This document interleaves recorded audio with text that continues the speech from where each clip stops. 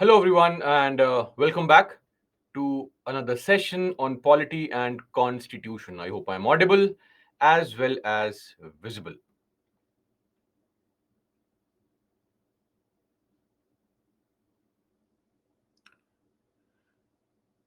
Great, audible and visible.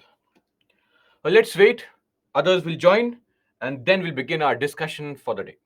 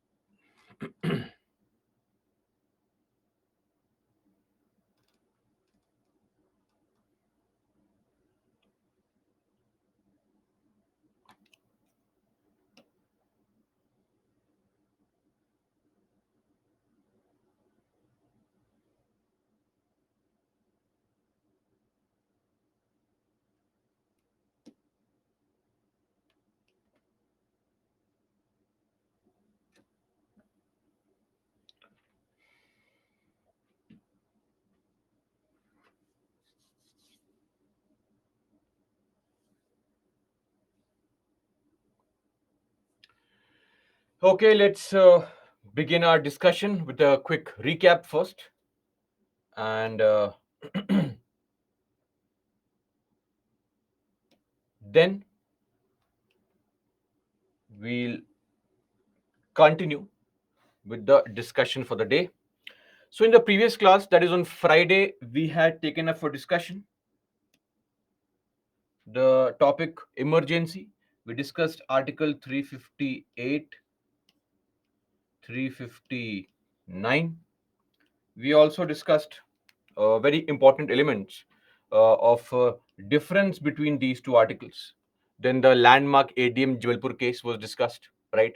Where the Supreme Court acted like a committed judiciary, committed towards upholding the policies of the government, even though those policies violated Article 21, right to life. Then the president's rule, when can it be imposed? What is the correct reason? What is an incorrect reason? Guidelines by Supreme Court in the SR Bommai case, Sarkar Commission recommendations, all these things. And then the financial emergency. Once it was done, we looked into the topic federalism. I specifically mentioned that it's important for us to mug up the various elements, various features of federalism, federal features, unitary features, the asymmetric federalism, the cooperative federalism, the competitive federalism, all these things, the features have to be mugged up. It's very, very important, right? So once we are done with this, we moved into understanding center-state relations. The very first element was legislative relations. We saw how the center can make laws on stateless subjects, Article 249, Article 250, Article 252, Article 253. In all these circumstances, the center can make laws on stateless subjects. Then some recommendations, Panchi Commission, Sarkaria Commission, all these recommendations we also saw to improve the legislative relationship between the center and the states. Now we look into the administrative relations, wherein we saw how the center can give binding direction to the states to protect the railways, also to ensure that they can construct, also maintain the means of communication of national importance, of military importance or operation. Okay, that's it. I hope you have revised thoroughly. Weekends for especially the weekday batches is meant for revision, consolidation of the entire weekdays studies. Then also looking into the revision of political theory, monthly magazines, I believe, We are already studying those monthly magazines, the one of June as well. Then, very important to also study Yojana Kurukshetra. The Yojana Kurukshetra of July, I believe, is out. The gist is already available, right? Okay, let's move on, begin our discussion on the topics at hand today.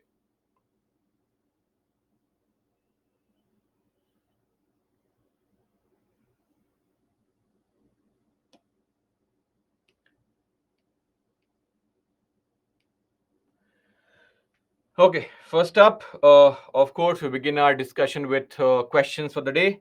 5 questions, starting with the first question. Please mark your answer.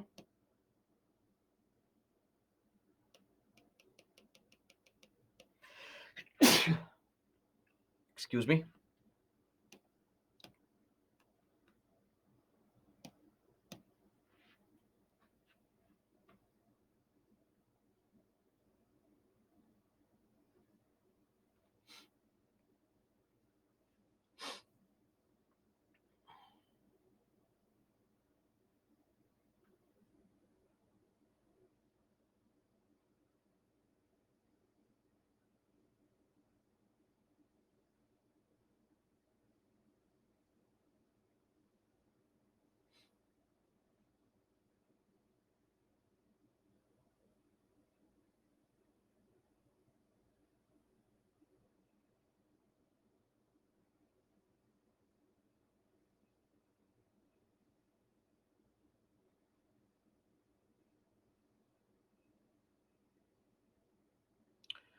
Okay, I think some of you did not read the statement properly. A judicial system that tries to protect the interests of the government and its policies by interpreting laws in favor of them. What is this system called? This system is called a committed judiciary. Yes or no? Committed. But this same system violates which principle? Of assertive judiciary.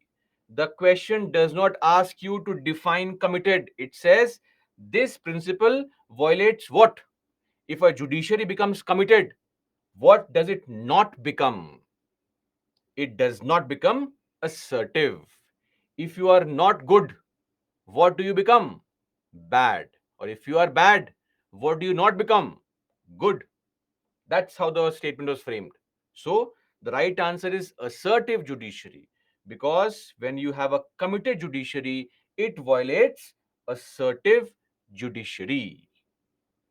Are we clear, everyone? The ones who specially made a mistake here?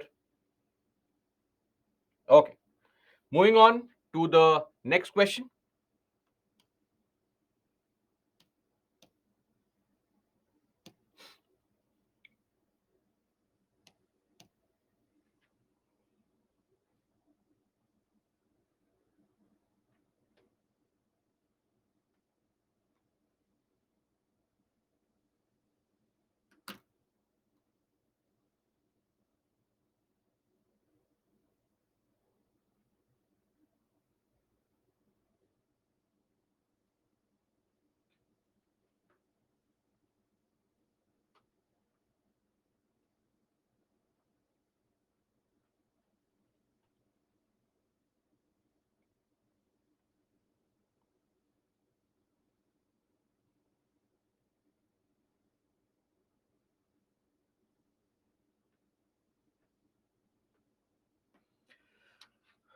Okay. Again, a small issue here. It is automatic when it's Article 358. The right to move to court is meant for Article 359. 359 is not automatic. You need a presidential order. So, B is the right answer, because this is Article 359 and not 358. So, we need an order from the president to prevent a person from moving to the court to get their fundamental rights protected. B is the right answer, not A. Solve this question. We have easy questions today, but then somehow we're not getting the desired number of or percentage of correct answers.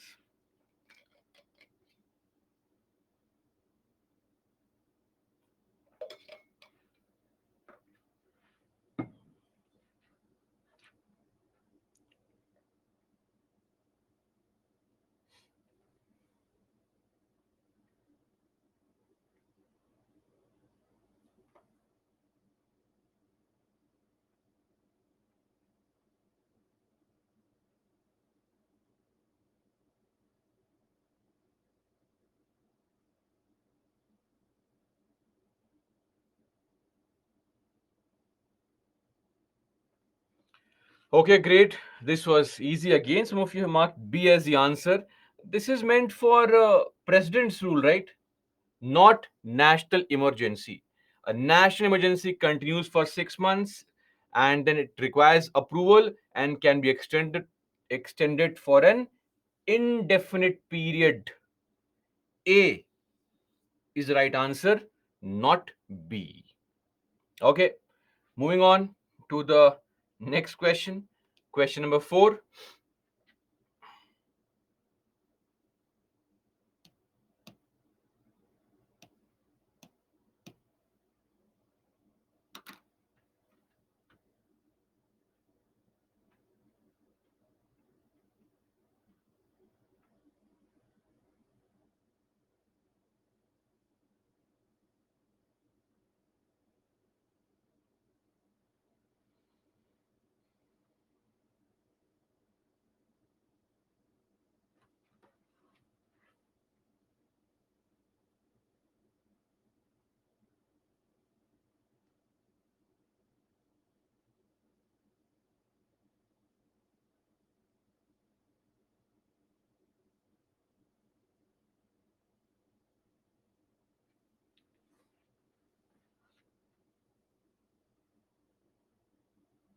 Of course, A is wrong.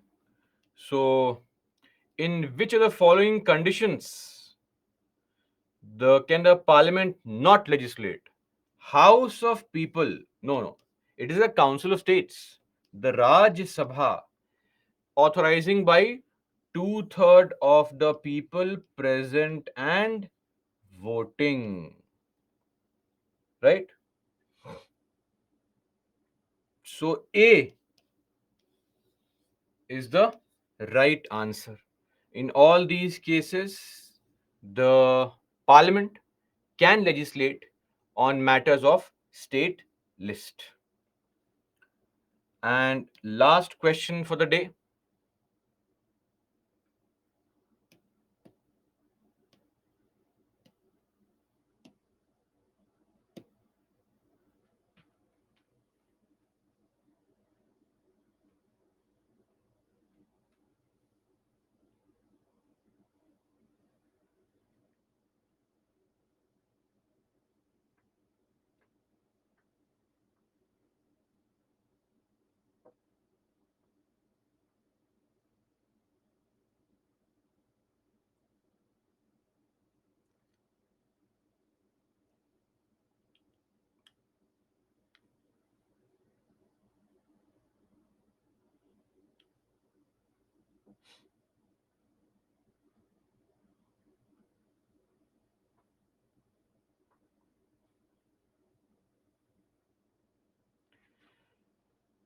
No, it is B.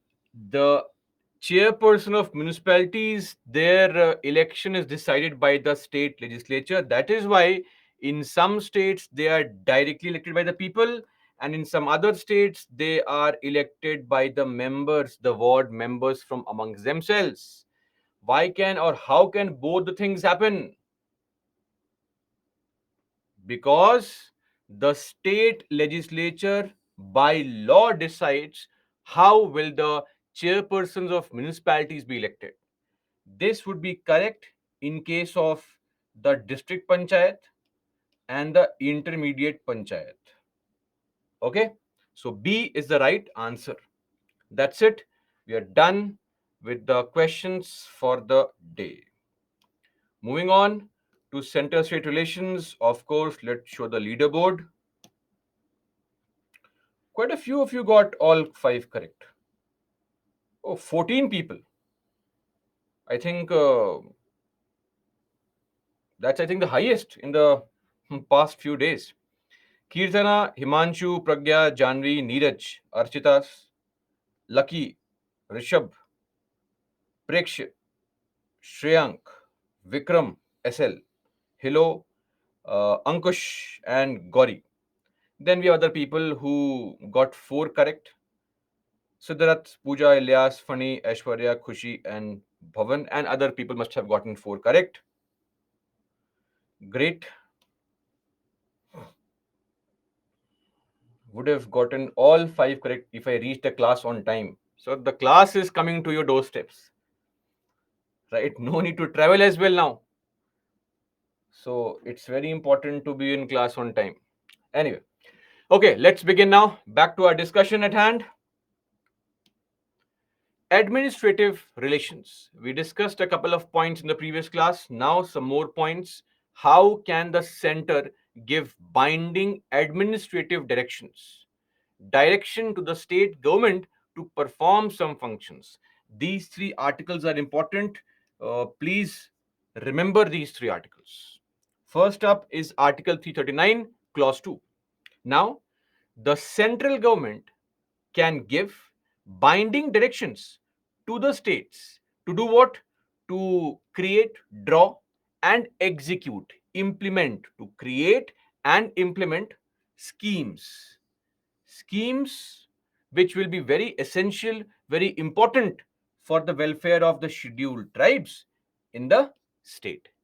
So, the central government can ask the state governments to create and implement schemes for the welfare, the benefit of scheduled tribes. This is Article 339, Clause 2. Now, 347. So, what's this? Now, think of this. Simple example. This is a state. Now, in this state, let's assume that some people in the state, let's say this state is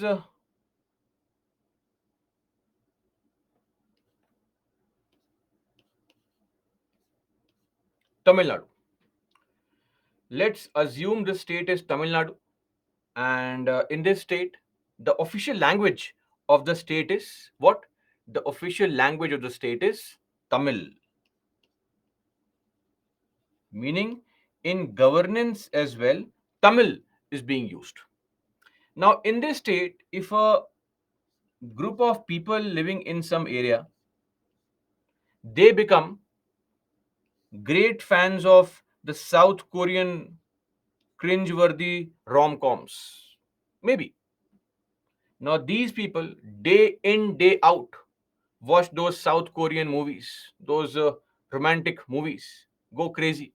So much so that they have now learned South Korean language and they speak nothing but South Korean only. Now, they may approach the president and can ask the president that, ma'am, we love South Korean. We can't understand Tamil, Hindi, Kannada, English. Sorry, only South Korean for us. You please ask the government to also incorporate South Korean as an official language in the state. If this is there, then possibly, it may happen. Now, of course, on a demand being made in that behalf, the president may. Now, if the president is satisfied that a substantial proportion of population, not 10 people, but a large group, maybe lakhs of people in the state, desire the use of any language as an official language, then the president can ask the state that please incorporate that language also as an official language in your state, for the entire state or for that area, that the center can decide. Now, of course, the example of South Korean here would be improper. Why? Because you can only get the Schedule 8 languages, Indian languages. So you can approach the president and ask them maybe Hindi, Malayalam, right? Odia, Kannada, such kind of languages to be incorporated in your state as an official language. I hope this point is clear. Article 347.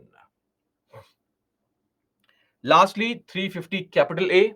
I think all of us would agree here one thing, that when we start our schooling, primary education, if the primary education is imparted in the mother tongue, the learning outcomes are much faster.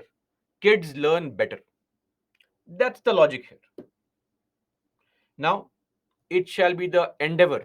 Endeavor means to strive, to take the effort. Every state should take the effort, and every local authority within the state should take the effort to provide adequate facilities for instruction in the mother tongue at the primary stage of education to children belonging to linguistic minority groups. So, in your state, if there is a linguistic minority,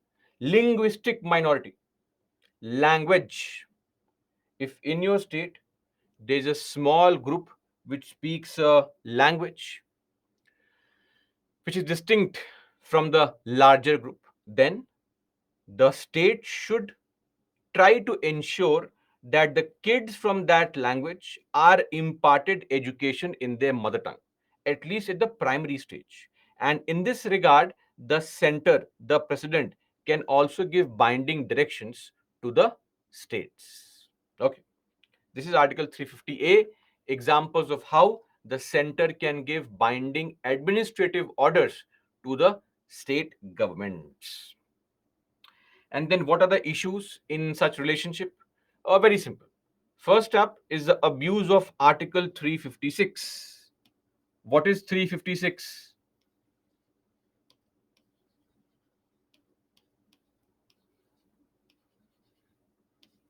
President's rule is Article 356. So, president's rule was largely misused. But of course, we can also add this very important element that after the Sarkaria Commission and especially SR Bommai judgment, the misuse has come down.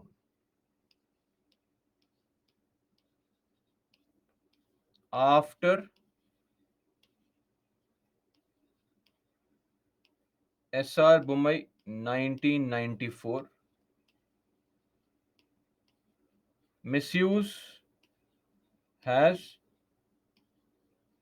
reduced. Definitely. That's there. Second, of course, is the role of governors. Classic examples being states in West Bengal, Tamil Nadu,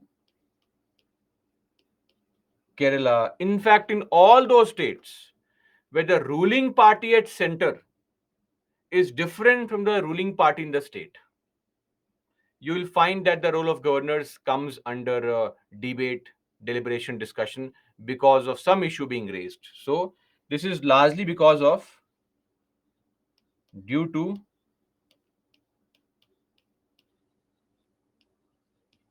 different parties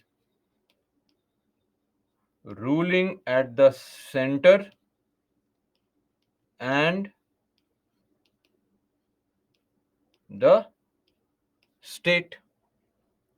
And then the center state, CS is center state, conflict with respect to all India service management.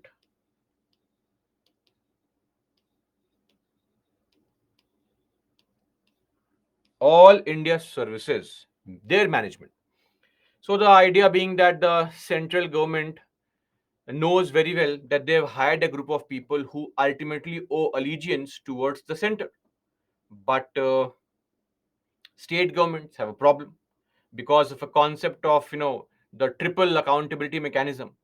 After all, the civil servant is responsible towards the minister, but here the civil servant ultimately owes their accountability to the central government. States are very angry.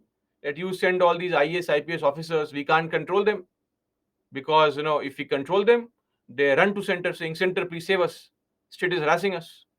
So the management of all India services, largely controlled by center, is also a cause of concern between the state and central governments. Okay, these are the issues in the administrative relationship. Now, to improve this relationship between center and states, as per Article 263, the president can create or can set up an interstate council.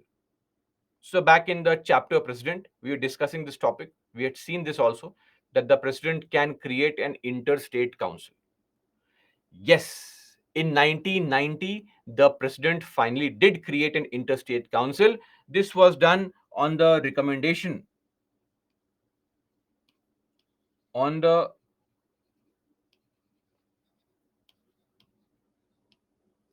recommendation of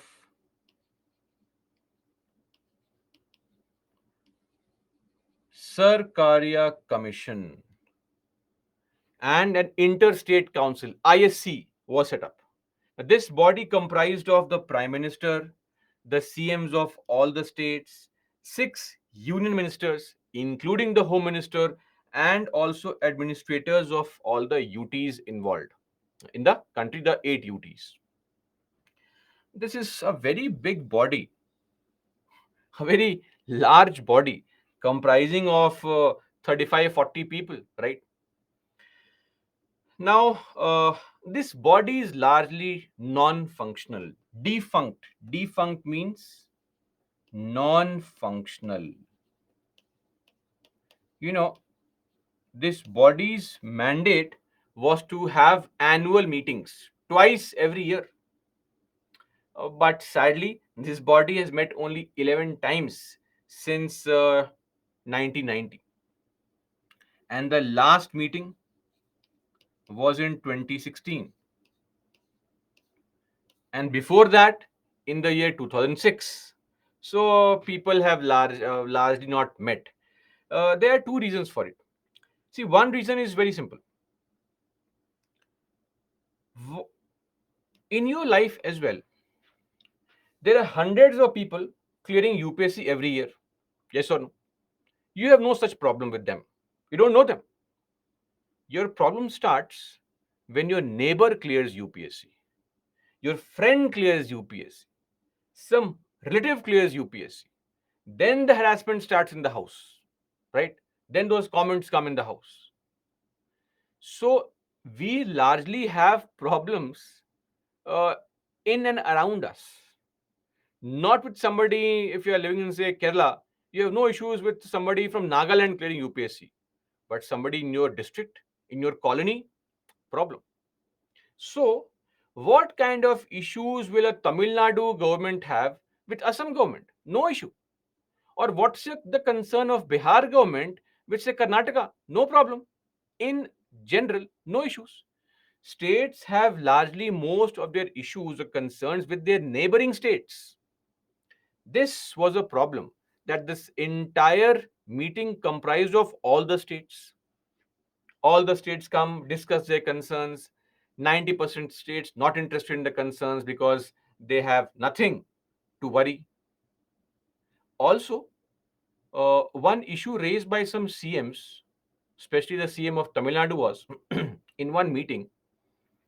Now, the CM of Tamil Nadu was expressing her views on what kind of concerns she is facing in the state, etc. After some time, her time allotted to her was over. She was asked to stop. That, ma'am, the time given to you for speaking is over. Please sit. She sat down. And then the Sikkim CM started speaking. And the Sikkim CM was also given the exact same time to speak. Uh, this angered the Tamil Nadu CM. And she rightfully said that, see, Sikkim is a smaller state. It has lesser problems to deal with. I command a bigger state. How can you give the same amount of time to a smaller state and a bigger state to raise their concerns? A larger area will have larger problems as well. So, this equality of treatment will not work here. And she stormed out of the meeting. So, such issues largely ensured that this body remains non functional. It's just a lip service that, oh, interstate council, great. All these states come together at an amazing platform to create history. It's just on paper. One more reason for this body largely being non functional is because we already had the concept of zonal councils. Zonal councils already existed. Now, what is a zonal council? See, these are bodies outside the constitution. Zonal councils were created in 1956 after the States Reorganization Act of 1956. The country was divided into 5 zones. We had the northern zone comprising of all these states and UTs. The central zone, so this was called the Northern Zonal Council, Central Zonal Council, Eastern Zonal Council, Western Zonal Council, Southern Zonal Council. So, in all these states, zonal councils, the neighbors became member states. And what was the purpose of these zonal councils? The purpose was the functions to prevent the development of acute is intense center state consciousness. The idea of subnationalism has to be arrested, has to be controlled. That you should not have this feeling of subnationalism. You have to control that feeling. Then, to develop a sense of cooperative working, cooperation, and also to make recommendations on center state and state disputes. These things. And the composition was that the chairman of all the zonal councils was the home minister, HM, home minister of the country, Mr. Amit Shah. He is the chairman of all the zonal councils. Then the members include the CMs of the states and 2 other ministers, admins of UTs. They are the members. And who is the vice chairman? Vice chairman will be CM by rotation, meaning, let's take the example of Central Council. So, if, for example, this year Chhattisgarh CM is the vice chairman of the Central Zonal Council, next year Uttarakhand CM will be the vice chairperson, next year UP CM will be the vice chairperson, next year MP CM will be the vice chairperson, next year again back to Chhattisgarh CM. So this process continues. Apart from this, we also have the chief secretaries of all these states, member states, as advisors. Plus, advisors, who are they? They are the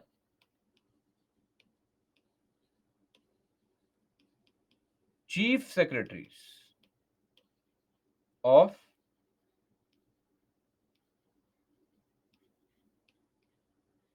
member states. They are also there as members of the zonal councils.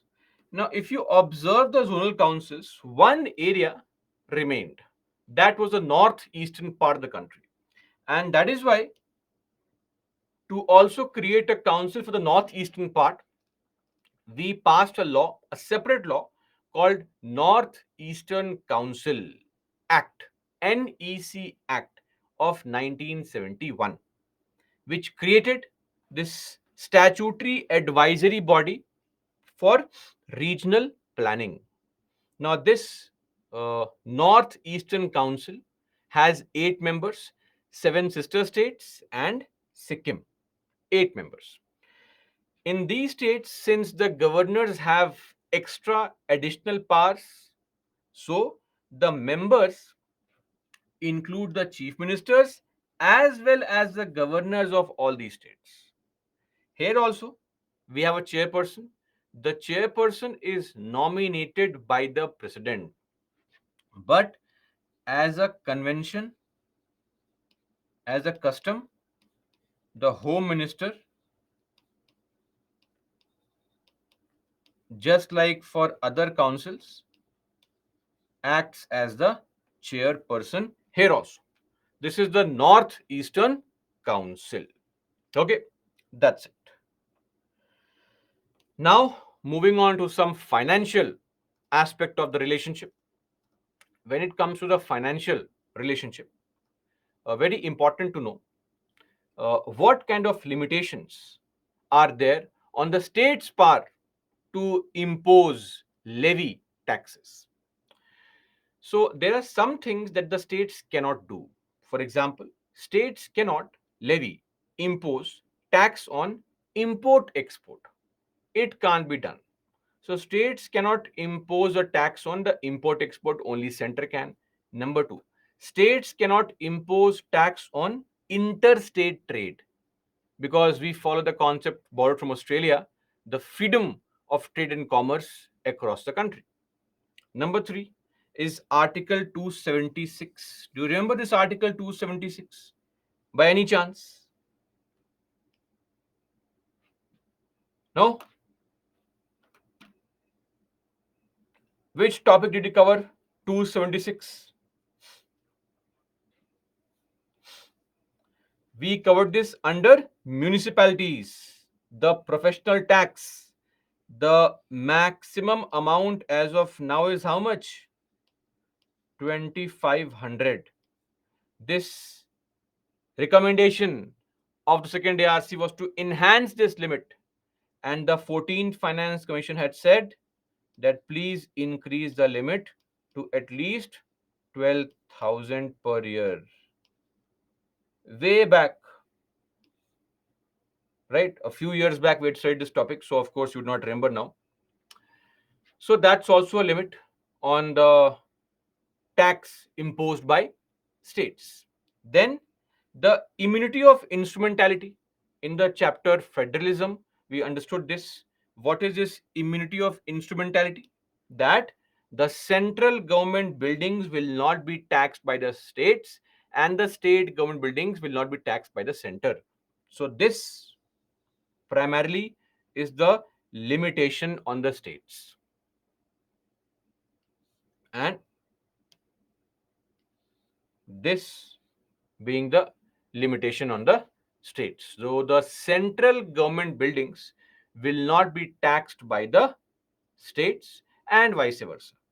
Lastly, Article 287. So what is this Article 287? This talks about a same kind of concept. So in your state, central government buildings, let's say income tax building in your state, on that income tax building, no taxes can be imposed. Now, that income tax building also consumes electricity, right? Now, should they pay the money for consuming the electricity? Of course, yes. Whatever units you consume, you have to pay for it. But on the consumption, no tax can be imposed. So, if you look at your electricity bill, you'll find that it comprises of two things. Number one, that the number of units that you consume, and into the cost per unit, the basic tariff, right? Apart from it, extra tax is imposed on the consumption of electricity. Now, in the case of the central government buildings, on the consumption of electricity, tax cannot be imposed by the states.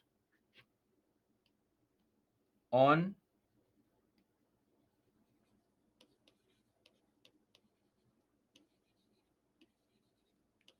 consumption of electricity tax can't be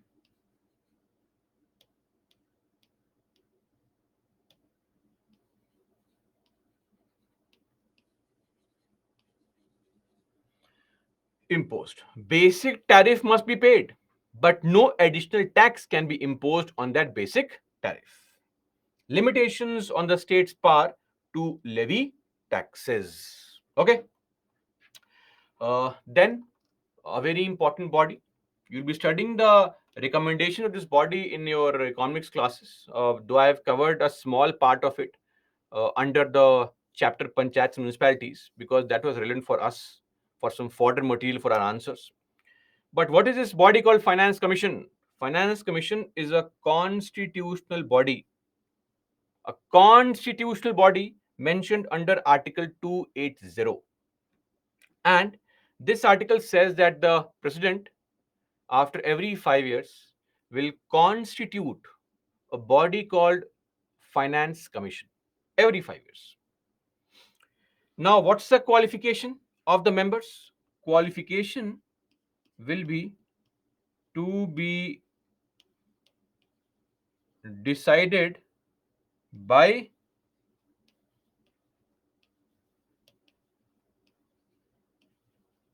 Parliament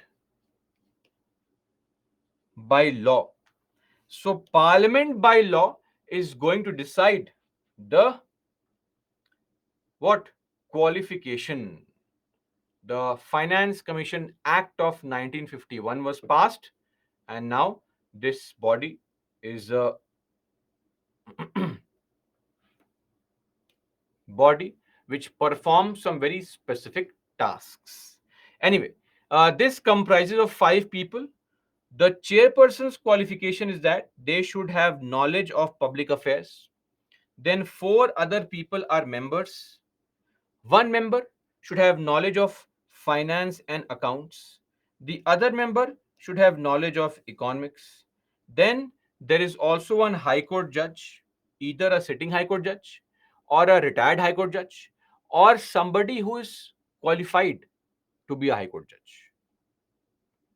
And the fourth one, somebody who has experience in financial matters and administrative matters. So one more small point here. What is the qualification to be a high court judge? Can you please clarify here? Mention the 2 qualifications in one statement only.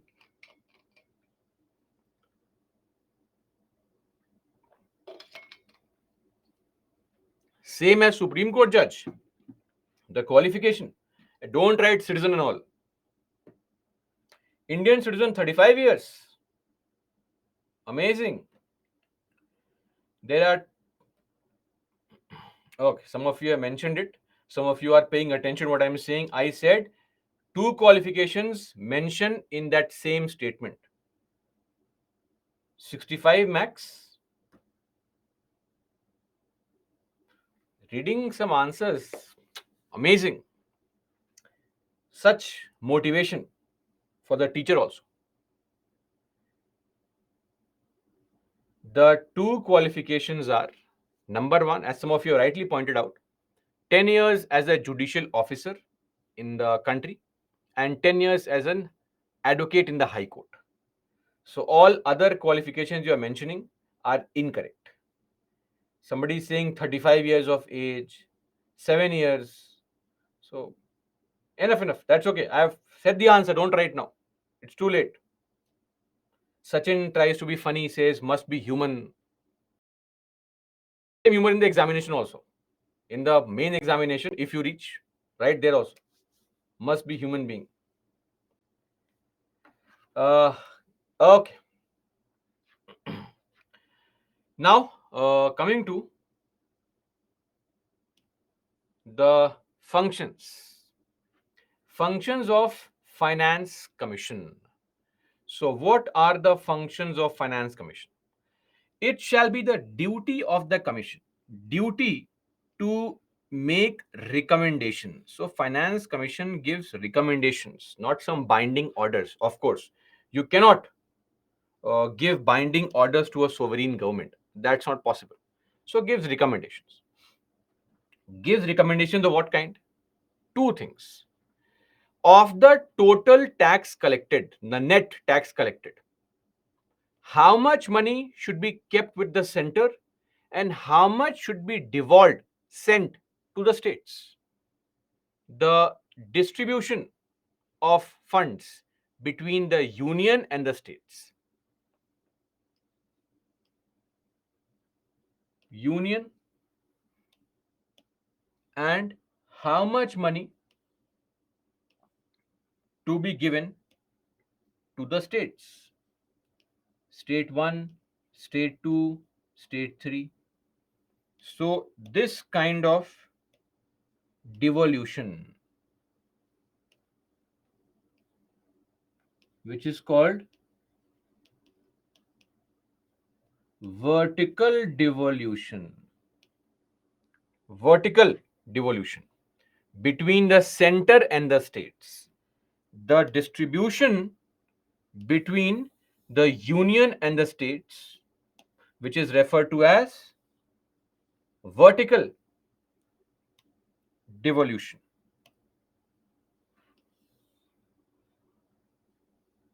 Right? Vertical devolution. Also, when you send money to the states, how much money should be given to UP, how much to Tripura, how much to Odisha, how much to Bengal, how much to Goa?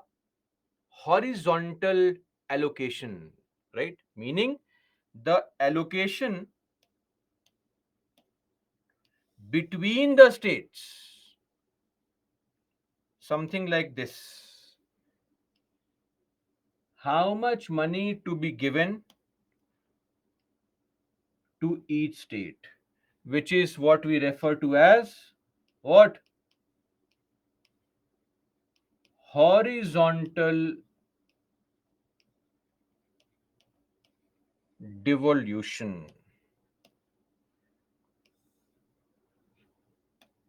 Okay, so this or these are the functions performed by the finance commission. Extremely important.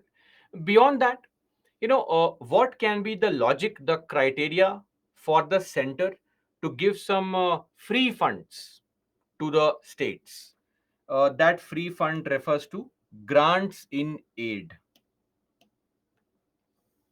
Grants in aid. So what kind of free funds can be given by the center to the states? What criteria? Based on performance, based on tax collection, or whatever reasons. That is also recommended by the Finance Commission. Not just this, the Finance Commission also helps the states. It tells the states what steps, what measures they can take to increase, to augment. Augment means to increase. To increase the CFI, Consolidated Fund of India. Sorry, CFS, the Consolidated Fund of the State. So that if the state has more money in their CFS, then more money can be devolved to the panchayats. If the state has more money in their CFS, more money can be devolved for the municipalities. So, what steps the state needs to take to increase their funds in the CFS? This is also recommended by the Finance Commission. Clear? So, this is the recommendation. Okay. Now, lastly, coming to issues in the center-state financial relations. What are the issues between the center and states with respect to financial relations? Issue number one, borrowing from the center. Now, see, as per Article 2, as per Article 292 the center is allowed to borrow from within the country and outside the country. Center is allowed to borrow within and outside the country. States need the permission of the parliament to borrow, whereas Article 293 says that states need center's permission. So states cannot borrow from outside, or states need center's permission. The parliament's permission is required. So that is why whenever funds are borrowed from outside, you will observe that the center borrows a fund and then gives it to the state. So whenever you see World Bank is sending $500 million to the state, it is a center which has borrowed the fund and is then sending the fund to the respective state. So what's the problem here? There are two problems. Problem number one, center charges additional interest from states. So what the state says, let's say IMF. IMF is giving to some state $500 million. $500 million. This money is being sent to the center. Now, when this money is sent, the IMF is charging at the rate of say 3%. When this center gives the fund to the states or the concerned state, whichever state needs the fund, then the center will charge 3.03%. Extra 0.03, 0.02, some extra money like some commission agent, right? And state government say that why are you charging this money from us? Just for being a mediator? Are you some commission agent? Are you some money lender? So after all, this money is being used for the betterment of the people of the country only. So why is one level of government charging some kind of interest from some other level of government acting as a money lender when the money is not yours also? You can charge some administrative fees for handling or maintaining the account, but beyond that, charging some percentage interest rate is not correct. Secondly, when the money comes, say this $500 million, this money is given by center to states not in one go, installments, tranches. $50 million. After a few months, the state keeps on begging, please give the money. Then comes the $50 million. Next comes the $50 million. All these things. So, second problem is money being devolved in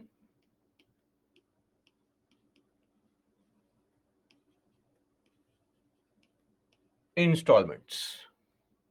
Now, the center says that we have to keep a check. We have to keep a check on this very important element, that the states don't misuse the fund. Sir, you already have CAG who will keep a check on all this.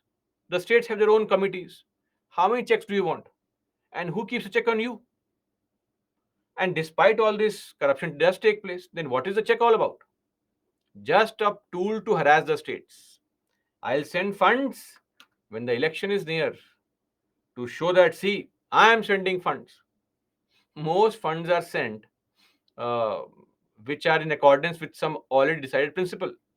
But the parties want to use this in the time of election to garner some support for them, right? Then, second point, look at the type of taxes that the center has: income tax, corporate tax. Look at the taxes the states get. The states can charge tax on agricultural income. No state will ever charge tax on agricultural income. It will not. Do you want to lose the elections or what? If you try to impose a tax on agriculture, please, next 20 years, forget winning the elections. So, states do not control many resources. Center controls the resources. Why? Center says there is a reason for it, that we dominate over the monetary resources. Two reasons. Reason number one, it is the mandate of the center to ensure a balanced regional development. Balance. There should be equality amongst all the states. Really? After 75 years, if 50% of the industrial production in this country is in states like Tamil Nadu, Maharashtra, and Gujarat, where is the balance? Landlocked states are suffering. Marked economic disparity across the country. You say balance. It's just lip service. No such balance has been created in the country. Then, second point is logical, which is defense. Because it is the duty of the center to also protect the states from external aggression, and the center controls the countries or protects the country's sovereignty integrity. So of course defense is under the center. So for that, but for that, so much of resource allocation being given to center, so states also have a problem with this, that center controls too much of resources. Then number 3, the pay commission awards. What is pay commission? Pay refers to salary. So pay commission is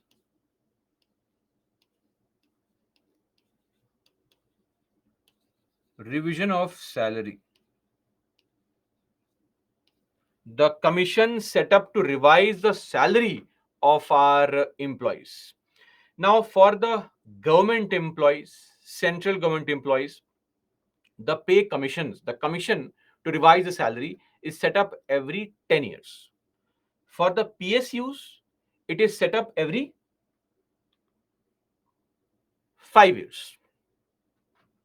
Now, if the central government increases the salary of their own employees, I mean, what is the problem for the states? What is the state's problem? But I'm increasing the salary of my employee. It creates a sense of no competition, comparison. So what happens is, take this simple example. Let us say there are two buildings in one city. One is the income tax building. The other could be an excise department building. This is a central government building.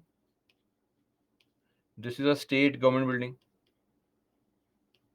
Now, after the say 6th or 7th pay commission, there is a group C employee, some clerk. His salary is increased to 35,000 now. That's his salary. Here, there is a group C employee. Their salary is still 26,000 rupees. Now, what happens is, this employee is under the impression, very well knows, that the corresponding officer or official at the same level in my next building, same city, is getting 35,000 rupees for the same kind of work. Why am I suffering? He'll call his union members. sit on a dharna, protest, strike, forcing the state governments to also increase the salary. Now, states say that, see, center, you have all the money to increase the salary. We don't have money. We have limited resources. We can't randomly increase salary of our employees. So the state's request is, if you are revising the salary of your employees, please take us also on board, because ultimately we also will have to revise the salary of our employees, and also give us additional funds when you increase the salary of your employees, because we will need to increase salary of our employees to also help them, motivate them in case of uh, work. Okay, that's it.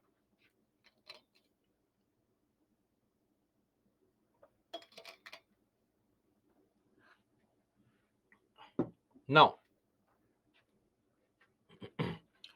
last topic or last point. If you look at the most lucrative topics, revenue generating topics, topics or entries where maximum money can be made, those topics are topics like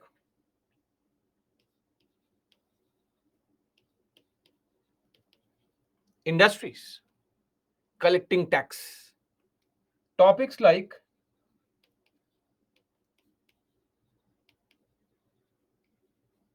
mines and minerals, topics like trade and commerce. These are very lucrative topics for any level of government to generate revenue. If I ask you, please tell me, do these topics lie? Which list? All these topics lie in the state list. State list. Industries. Industries lies under entry 24. State list. Mines, minerals, entry 23. Trade and commerce, entry number 26.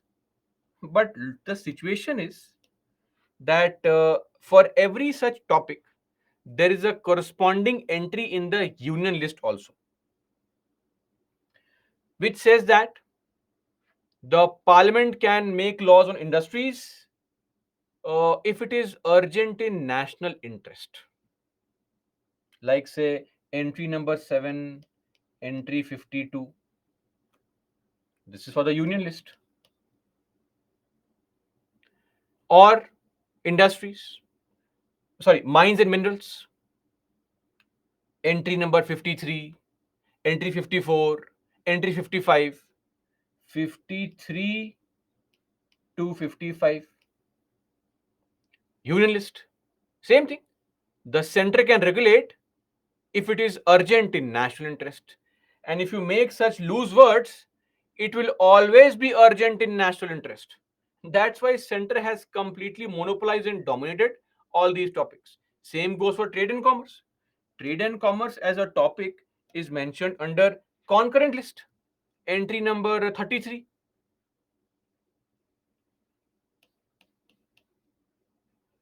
of the concurrent list. So we say that the most lucrative topics, revenue generating topics, all lie in the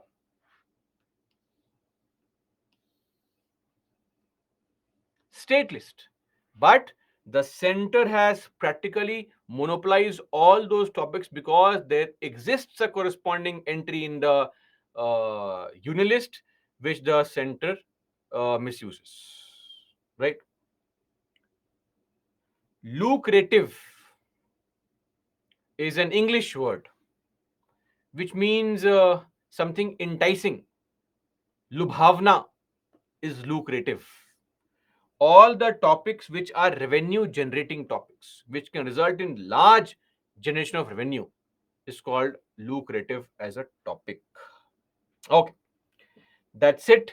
We are done with a discussion on center state relations.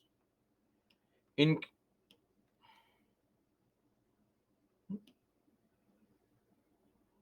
okay. Let me just summarize by mentioning, if you are reading Lakshmikant, you can refer to chapter 13, 14, 15. Though the chapter has too much of unnecessary tax based information, which is not required for your main examination in at least GS paper 2. Then articles. What articles are important? Of course, Article 249, 250, 252, 253. Then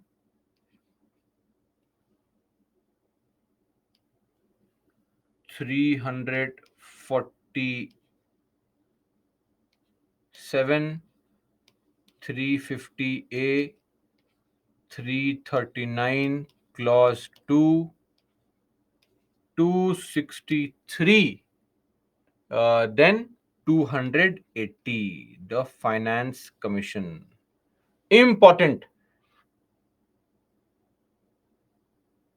Okay. Articles. That's it. No cases here. Nothing much to worry on the cases part of it. Otherwise, the Panchi Commission recommendations, Sarkari Commission recommendations, they must be studied. Other content is something that needs to be studied. Entry number, not important. Uh, in the examination, you may not be able to recollect the entry number. But if you mention this point, that the lucrative topics are industries, mines, minerals, etc., that would be sufficient. No need to mention the entry number.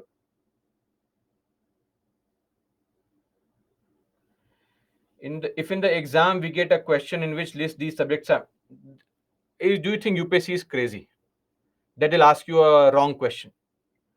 They will ask you a question and give you multiple options, right? That's how it will be created.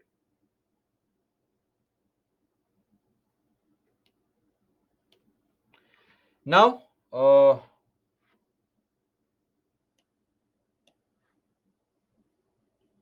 coming to a question asked from this topic in 2020. How far do you think cooperation, competition, and confrontation have shaped the nature of federation in India? Cite some recent examples to validate your answer. Cooperation, competition, confrontation. Talk about the cooperative features, cooperative federalism. Then mention how we also have some confrontation. What is that? The unitary elements of it. Cooperative federalism. A classic example would be COVID. During COVID, center and states contributed. Then confrontation. A very good example is the role of governors. And then end your answer with competition, competitive federalism, wherein you can give examples of various indexes, right? And in your conclusion on federalism, always conclude with healthy competition, right? Is the way forward. Cooperation and competition is the way forward for growth of the nation building as a whole, for the unity and integrity, for arresting or preventing, controlling feelings of subnationalism, etc. That's it. Again, you need to know those features. That's what is important.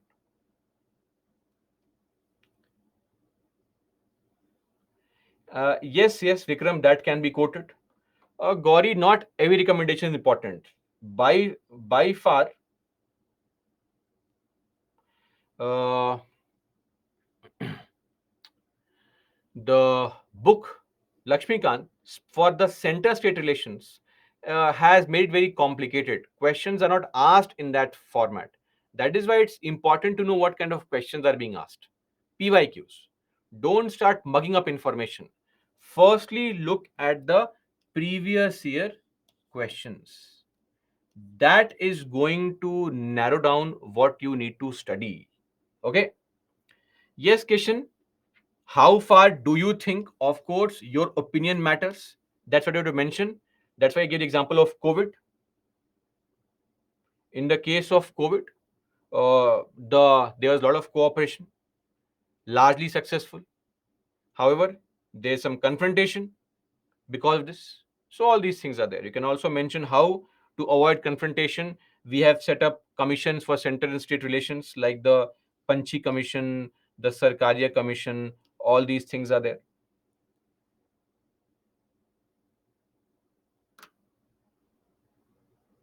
Can we expect this in 20 marks? AK brand, there is nothing called 20 marks, 15 marks, 250 words. Of course, you can get it into 15 marker question. How to get PYQs? Tawfiq, Google search for PYQs, right? Or in your tablet, you have the recordings available, made by me only. You can watch them also for all the questions from 2013 onwards. Or selectively Google search, get the papers of every year and get it done. Yes, Kishan, how far it has shaped the nature of federation. That's why I'm saying that in the conclusion, talk about competition and cooperation as the way forward between the center state relations. We are mentioning this commission. Don't you get it?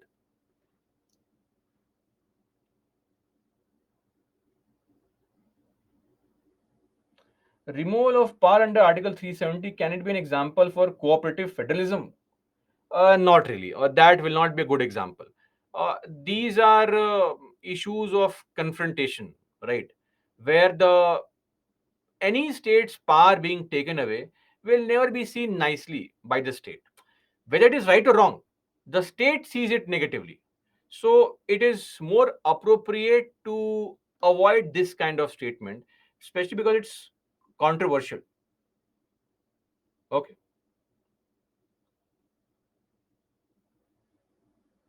Yes, both zonal and northern NEC are statutory bodies.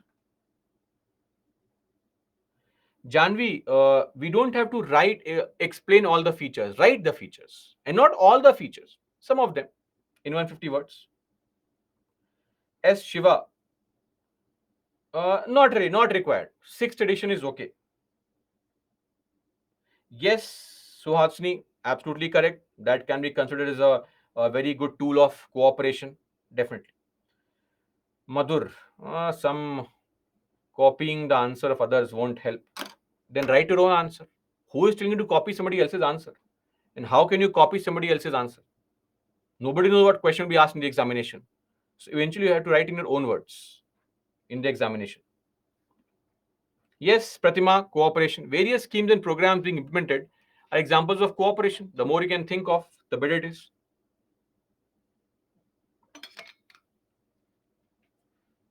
Okay, that brings us.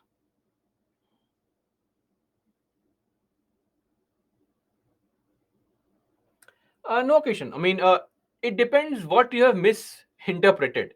If you have misinterpreted a very basic part, which reverses the entire question's content only, then of course no marks. But if a small mistake has happened here and there, they may ignore it and they may give you at least some marks. But largely, it will depend on what is the extent of misunderstanding. Okay. Yes, yes, fifth edition. Okay, no problem. Practice.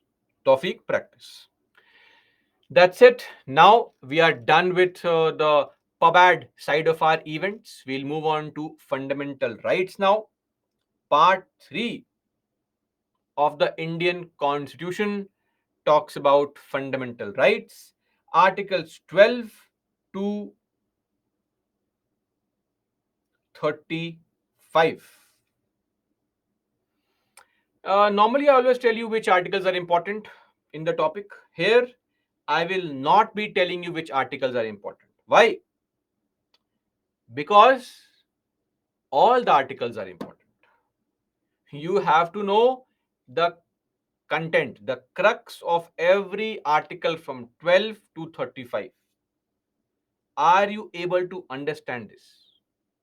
Don't mug up the article, but you have to know the crux of all the articles from 12 to 35. If I ask you Article 23, you need to know 23 talks about right against exploitation, no bonded labor. Article 24, no child labor. That's it. This is sufficient information. But you should know this. Okay? Very, very important. Now, before we begin our discussion, I need to get some information from you. So please mark an answer for this question and then we'll discuss what are these rights and all. Firstly, let me know what you think. Let's see.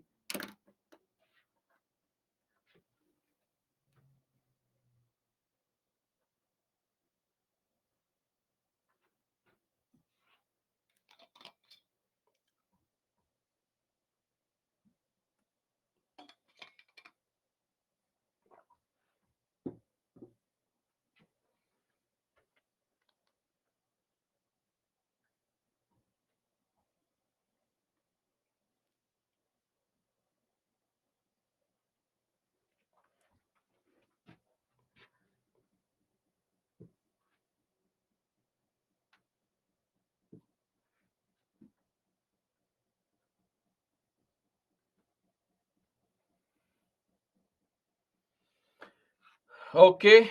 So, firstly, rights are claims of state, of course, is incorrect.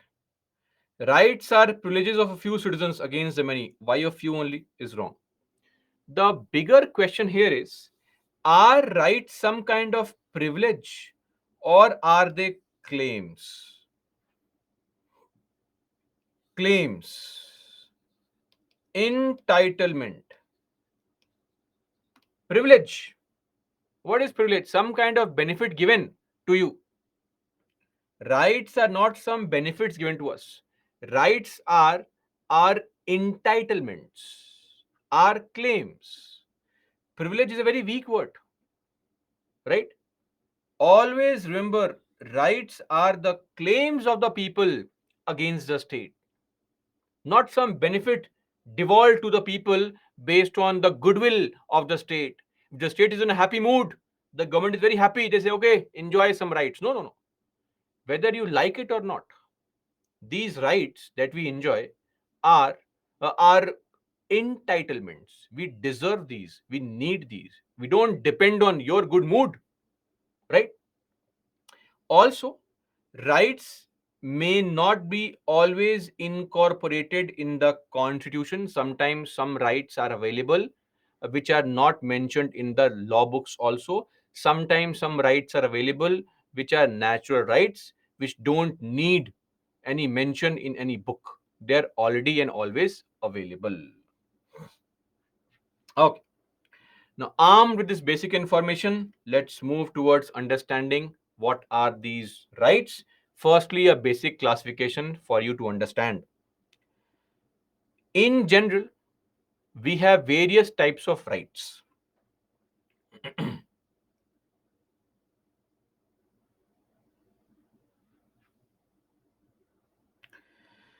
So, fundamental rights, fundamental rights are what type of rights?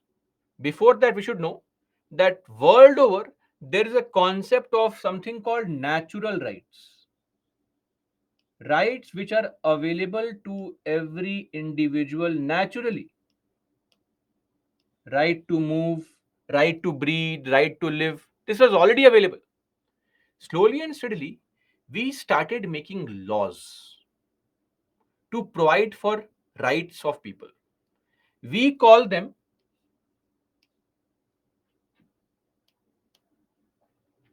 we call these rights as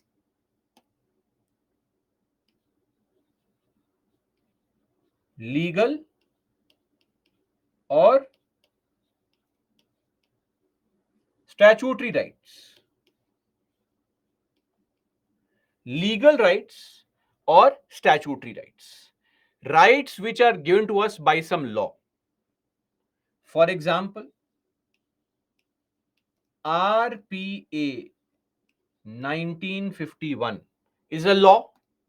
It has given to us section 62 gives us the right to vote, or a law called Industrial Disputes Act. This law, just like RPA, is a law which gives us the right to strike, right? Now, similarly, there is also a law called the Constitution. Now, this also gives us some rights. They're also called legal rights. But if a right is mentioned inside the Constitution, we can call these rights with a better term. They would be called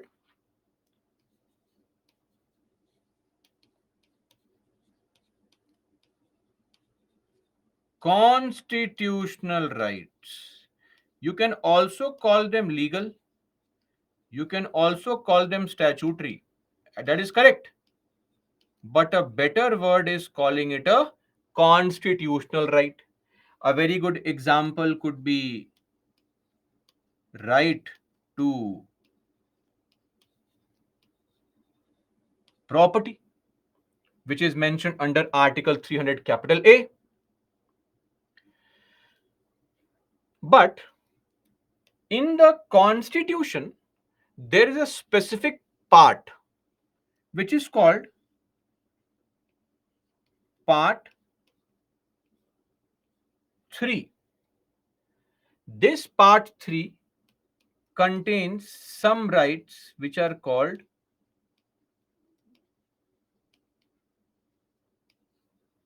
fundamental rights. So, the rights mentioned in Part 3 are what are referred to as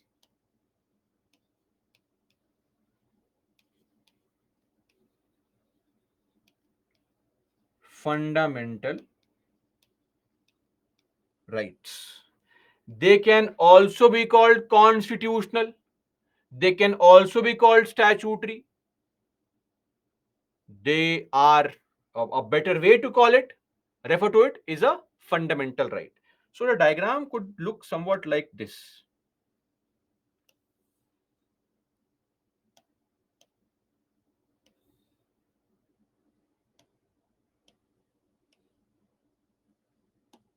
This is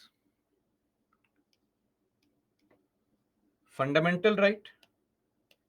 This is constitutional right. And this would be legal right. Legal rights,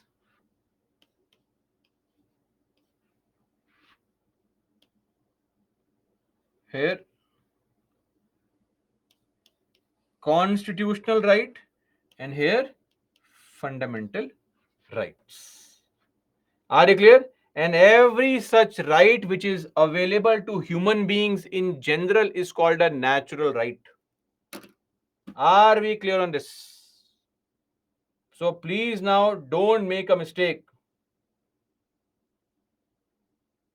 Yes, yes, Shamil. All the drama is okay. Definitely.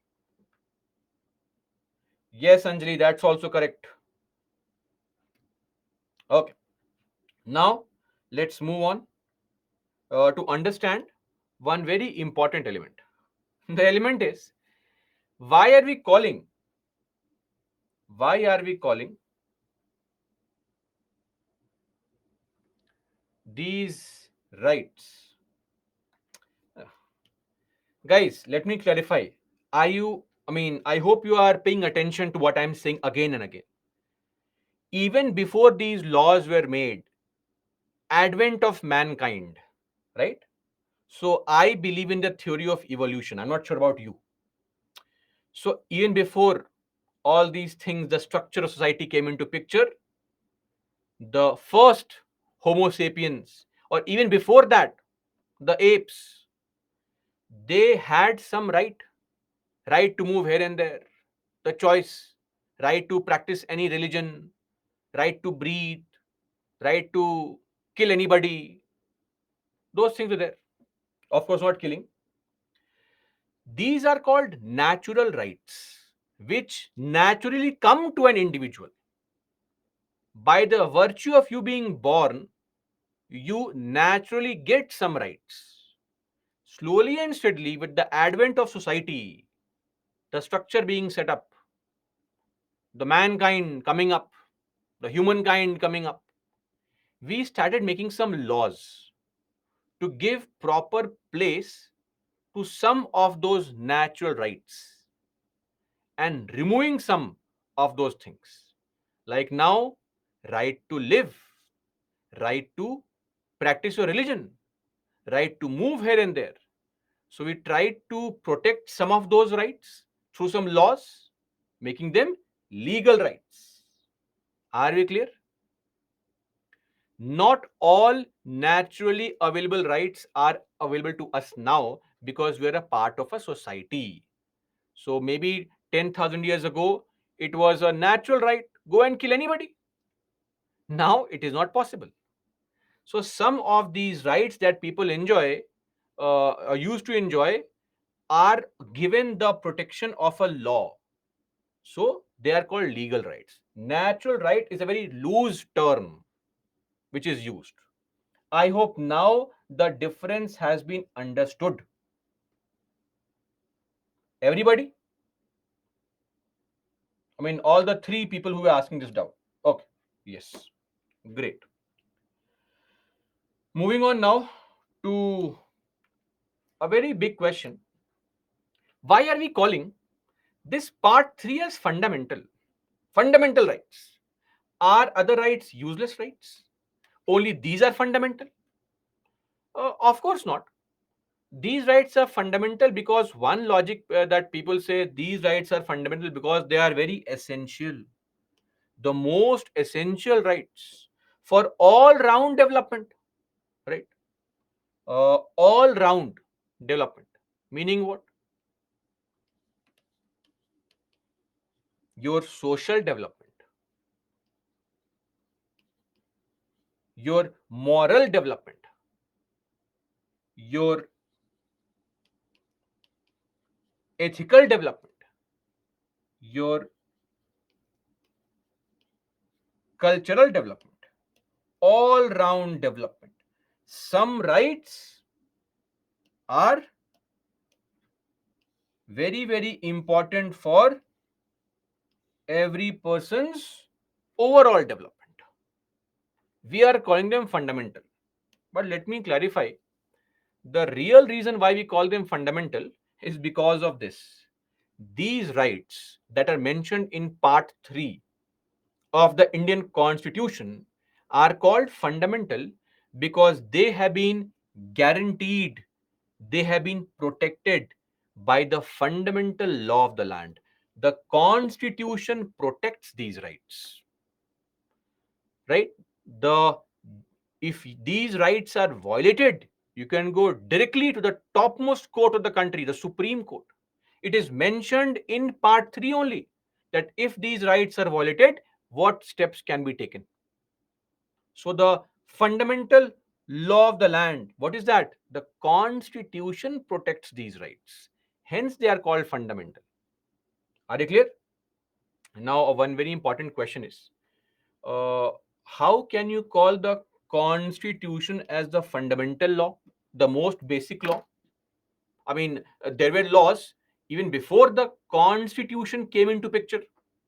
The Constitution of India commenced on what date? 26th of January 1950. There were so many laws before that. Those laws, mind you, still continue to exist. IPC 1860, CPC 1908, Indian Police Act 1861, Indian Evidence Act 1872. All those old laws still exist. Then how does the constitution become fundamental? Because this book, please pay attention, this book is fundamental because every other law in the country exists because the constitution allows it to exist.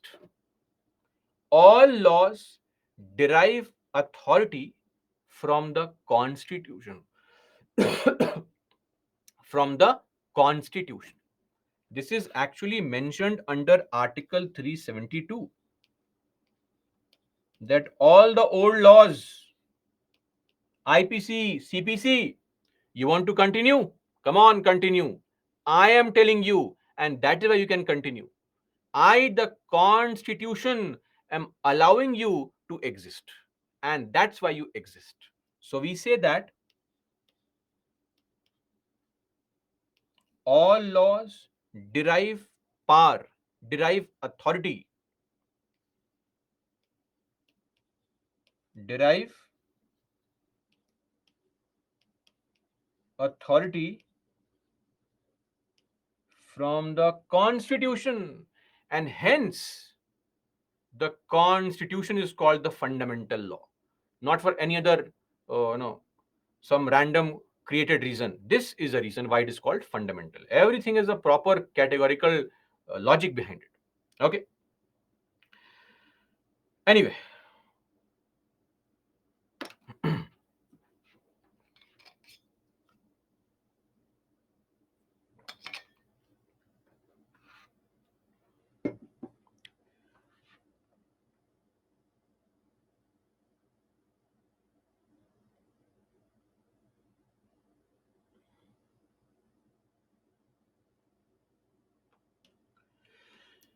Now the first question is, most of these rights that you will find are available to us against the state, against the state, the nation at large.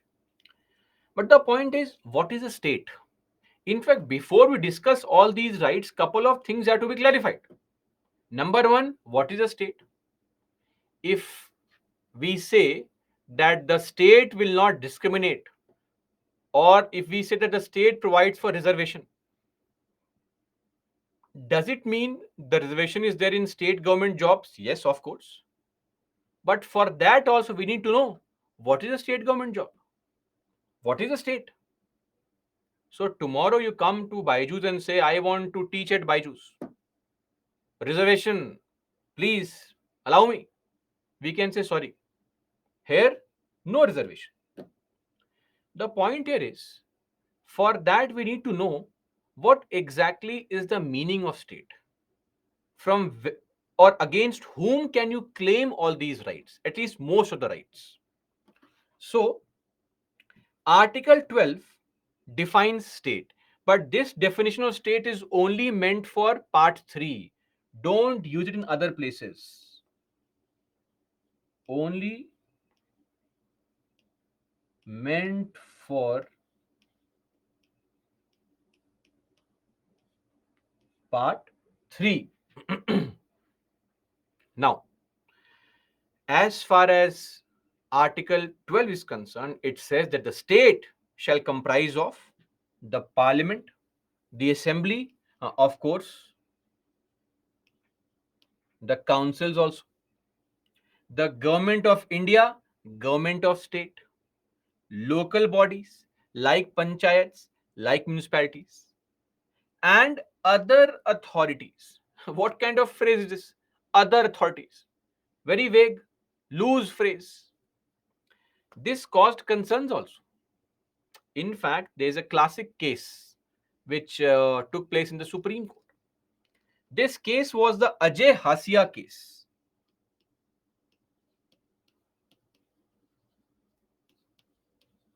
In this case, Supreme Court tried to clarify what is the meaning of other authorities. So this Ajay Hasia case was a case with respect to REC Srinagar, REC, Regional Engineering College. So the NITs you see right now, NITs, they were earlier called REC, Regional Engineering College. Now there is an NIT Srinagar, which was earlier called REC Srinagar. Now in this college, this was one of the 15 colleges in the country which was sponsored by Government of India, meaning it received government funds. Now in this college, Ajay Hasia and some other people, they had applied for selection. They got very good marks in the written examination, but in the viva voce, the interview, they did not fare well. In fact, their claim was that our interview was not conducted fairly. For some of them, they said we were called, our names were asked, and then we were asked to leave. It was not a fair process. Right to equality, equal treatment to everybody. Article 14 is violated. Please, they went to the Supreme Court. Supreme Court interfere. That is the advantage of a fundamental right, that it is mentioned in the part 3 only, that if your fundamental rights are violated, you can go to Supreme Court, which is not available to other kind of rights. Even the constitutional rights which are mentioned in other part of the constitution don't enjoy this kind of support. It is not mentioned anywhere what to do when the rights are violated. Of course, the logic is go to high courts. But for part 3, it is mentioned there only. Don't worry. We are not only giving you these rights, we are also offering you protection. Okay? So, this matter came up, and the big problem here was that the REC Srinagar challenged this, saying, no, no, no, we are not a state. How dare you call us a state? REC Srinagar has been established, registered under the Jammu and Kashmir Registration of Societies Act, that is of 1898, I believe. So this is not a government body. How can you claim your fundamental rights there? Get lost. This was discussed in Supreme Court, and of course, Supreme Court said that, see, the funding has been given to you by the government. You are getting government funds. The appointments in your college are done by government. This is a classic example of a state. So here, Supreme Court came up with the concept of how to define what will be those features which can categorize a body into a state or a private body. So, if any body is created by a statute, a law, or an executive order, for example, a body like Lokpal, Lokpal is created by a statute. A body like CBI, created by an executive order. These are all a part of state. Number two, if the body is substantially controlled or financed by the government, substantially controlled or financed. Now, there is no definition of what is substantially controlled, what percentage. But Supreme Court says that if the body receives government funds and the body depends on the government for funds for its day-to-day survival, meaning substantial would mean if the government stops sending funds, the body cannot function. You are dependent on the government for funds. That is called substantial financing. Number three, if the body performs any public functions, government contracts, etc., contract to build a bridge, build a road, or you perform some sovereign functions. What are sovereign functions? Sovereign functions refer to policing functions, armed forces,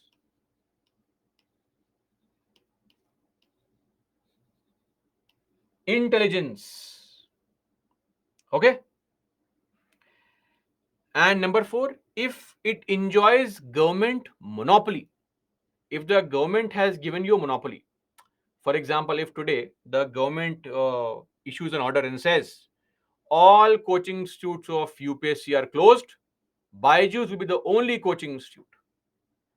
If that happens, then Byju's can be considered to be a part of state. Then it can be considered to be a part of state because the government has given monopoly. Or tomorrow the government says nobody will manufacture orange colored clothes. Only RSS will manufacture orange colored clothes. Then maybe Byju or RSS will enjoy a monopoly. For that performance of function, they can be a part of state. Clear? So this is there. Other authorities. That's it. The definition of state. So one more thing. A very important body is not covered. A very important body is not covered. Tell me, what is not covered? PSUs are in this category. Example, public sector undertaking. What body is not covered? Who is saying BCCI and all? Is BCCI an important body?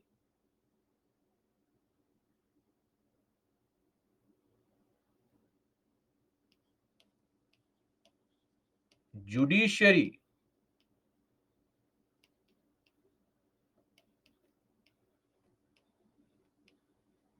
is not covered. Are we clear on this? Judiciary is not a part of state as per Article 12. And Supreme Court has said it, that we are not covered. Don't count us, please. We don't violate rights. How can you violate rights? Judiciary's task is to protect rights. They can't violate rights. It's a stupid logic, but what can we say? The power to interpret with the courts only. Anyway. So that's, see, as far as BCCI is concerned, BCCI, the Board of Cricket Corruption, sorry, the Board for Control of Cricket in India, BCCI. BCCI is not covered. BCCI is not a part of state. BCCI is a registered society, Tamil Nadu based cooperative. Functionally, financially, administratively, the BCCI is not dominated by the government. On two separate occasions, one was the Z Telefilms Limited case of 2005 or the Cricket Association of Bihar case of 2015. Supreme Court has said BCCI is not a part of state. It's a private body. So, runs made by Sachin Tendulkar, Sunil Gavaskar, wickets taken by Anil Kumble, Ashwin, runs made by Kohli, Shubman Gill, all these runs are being made not for the country but for a Tamil Nadu based cooperative called BCCI. I hope this point is clear. Okay. Now,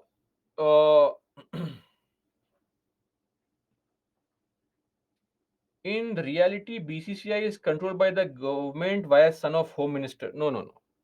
An individual running the post. That is not state. Then you will say that the Home Minister is also has a house to manage, has hired a servant. The servant is also part of state because the Home Minister controls the servant, right? The spouse of Home Minister is also part of state. What kind of logic is this? Be realistic. Nitesh says, but BCCI has monopoly on Indian cricket. Sir, the BCCI has monopoly on Indian cricket created by its own, not a government given monopoly.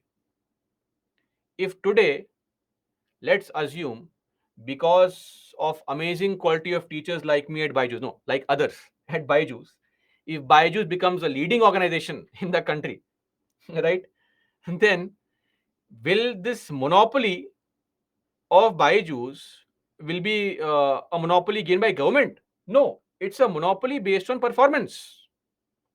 There do exist other bodies for cricket. It's just that they are very small. They cannot compete with BCCI. BCCI roped in all the important cricketers. Before IPL, there was an ICL also, I think Indian Champions League or something, in 2008. It could not survive. It could not bring in the big players.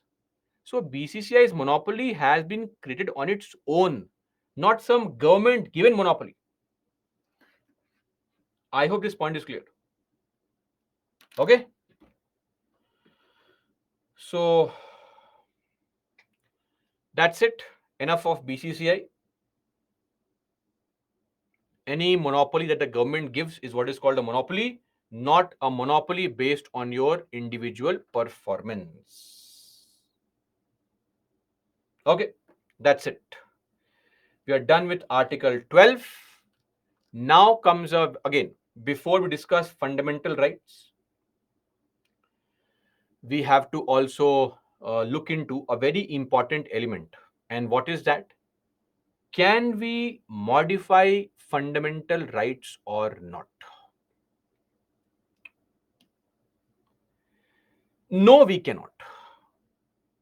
Fundamental rights cannot be taken away by any law in the country.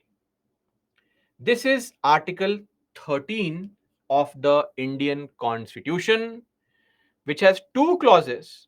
Clause 1 says, all the laws in force in the territory of India before the commencement of this Constitution, insofar as they are inconsistent with the provisions of this part. Which part? Part 3. They shall, to the extent of such inconsistency, be void, cancelled. Meaning, let us say there was a law called IPC. Now, in this law, there are so many sections, hundreds of sections. If any section of this law, any one section, let's say this section, if this section violates fundamental rights, then this section will be cancelled automatically, repealed automatically. It is declared void automatically. It is not applicable. So, all the old laws which continue to exist, they exist in only one condition: they should not violate the fundamental rights. Secondly, and more importantly, the state shall not make any law. In fact, the state will also not make any law which takes away or abridges. Abridge means to lessen, reduce the rights conferred by this part. Which part? Part 3.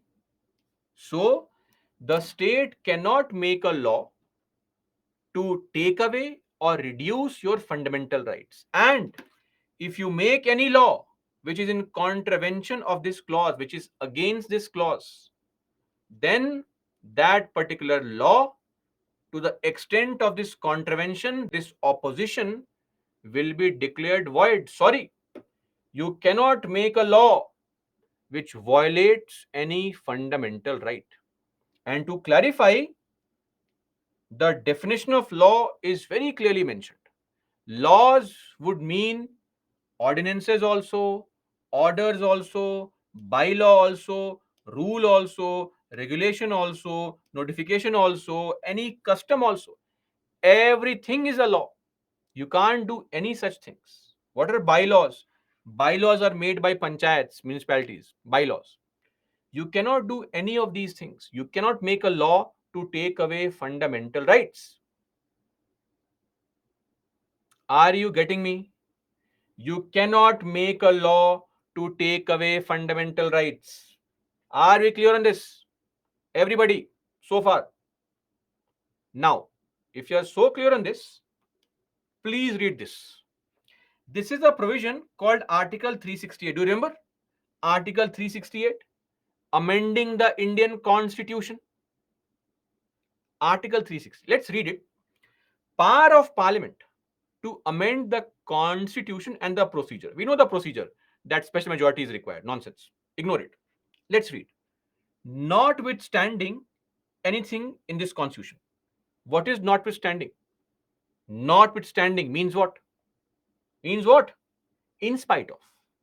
In spite of anything mentioned in this constitution, Parliament may, in the exercise of its constituent inherent power given by the constitution, Parliament can do what?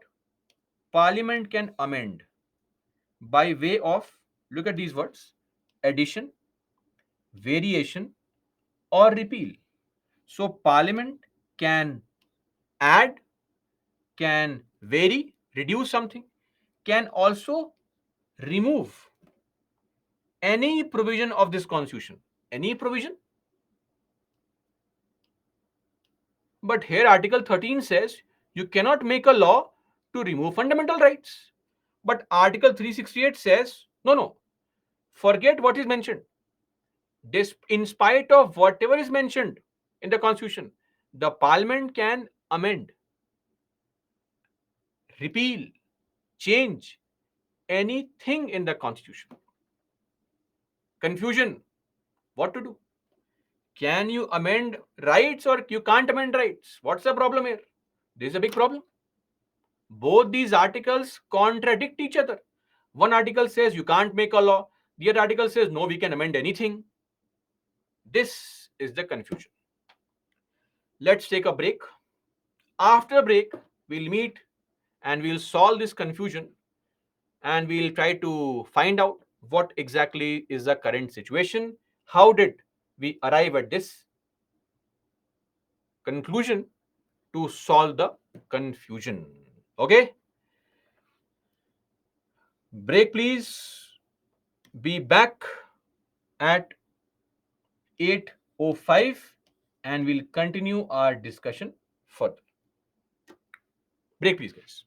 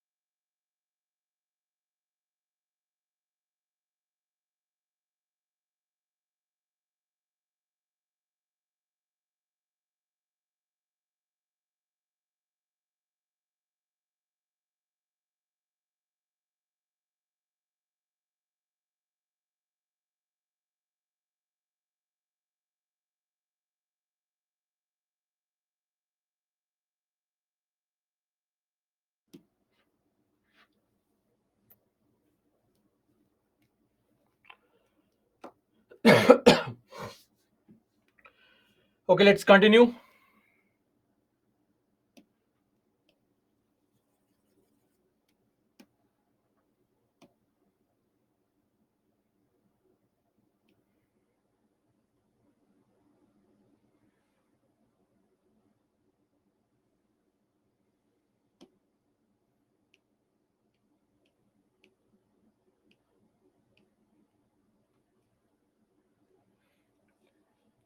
Okay.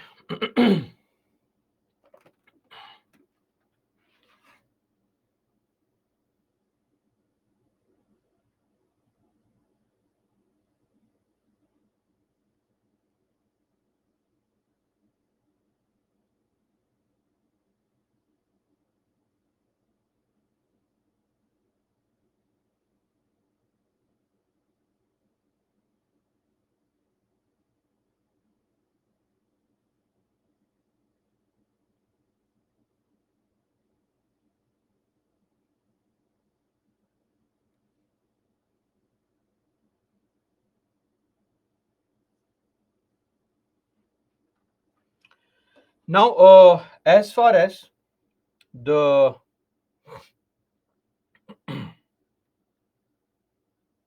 issue is concerned, with respect to the the difference between Article 368 and Article 13, Clause 2.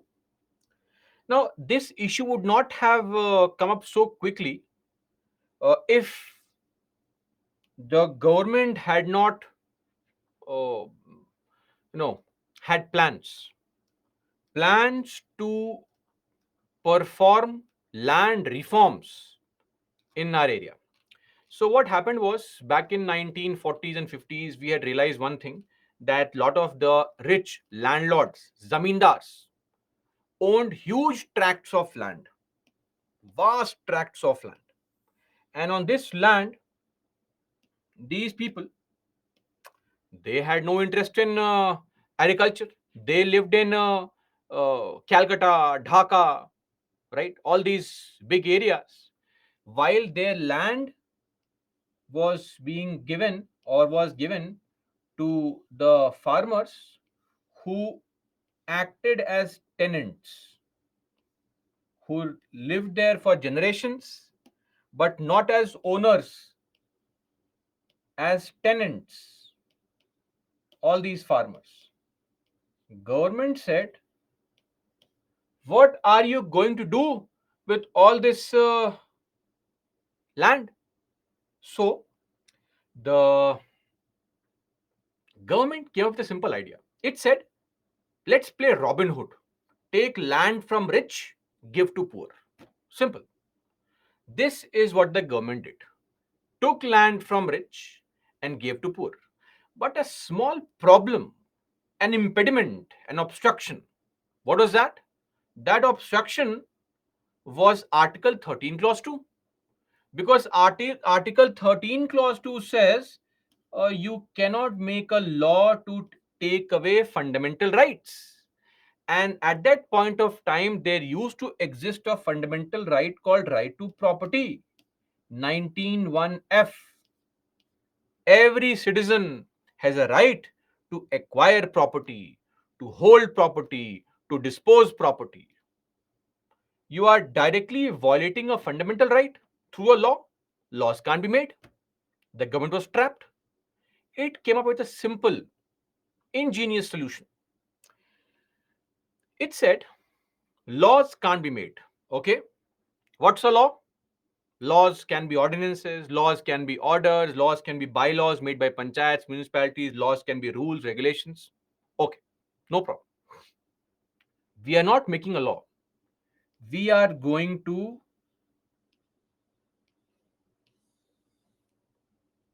do what? We are going to amend the constitution. Is amendment a law? People said, yes, it's a law. Government said, no, no. Amendment is not a law.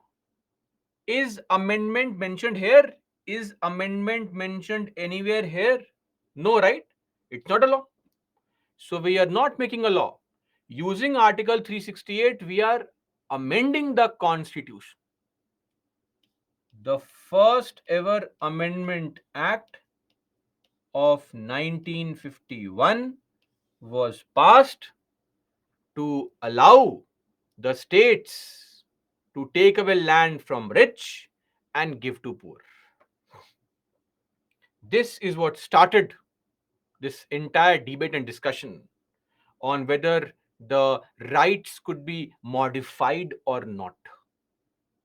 Then, this amendment was, of course, challenged in the Supreme Court. The zamindars ran to Supreme Court. Fundamental right. It has obtained the protection of the Constitution. They ran to Supreme Court. Supreme Court, my lords, they're taking away a right to property, fundamental right. Please say something.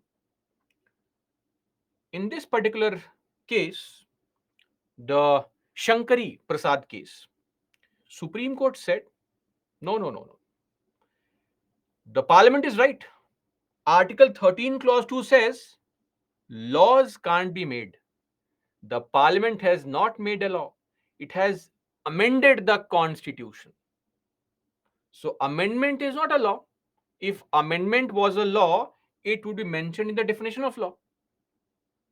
So, this is what the judgment was in the Shankari Prasad case. A very narrow definition of law was arrived at. And this helped the government take away land from rich, give to poor. This continued.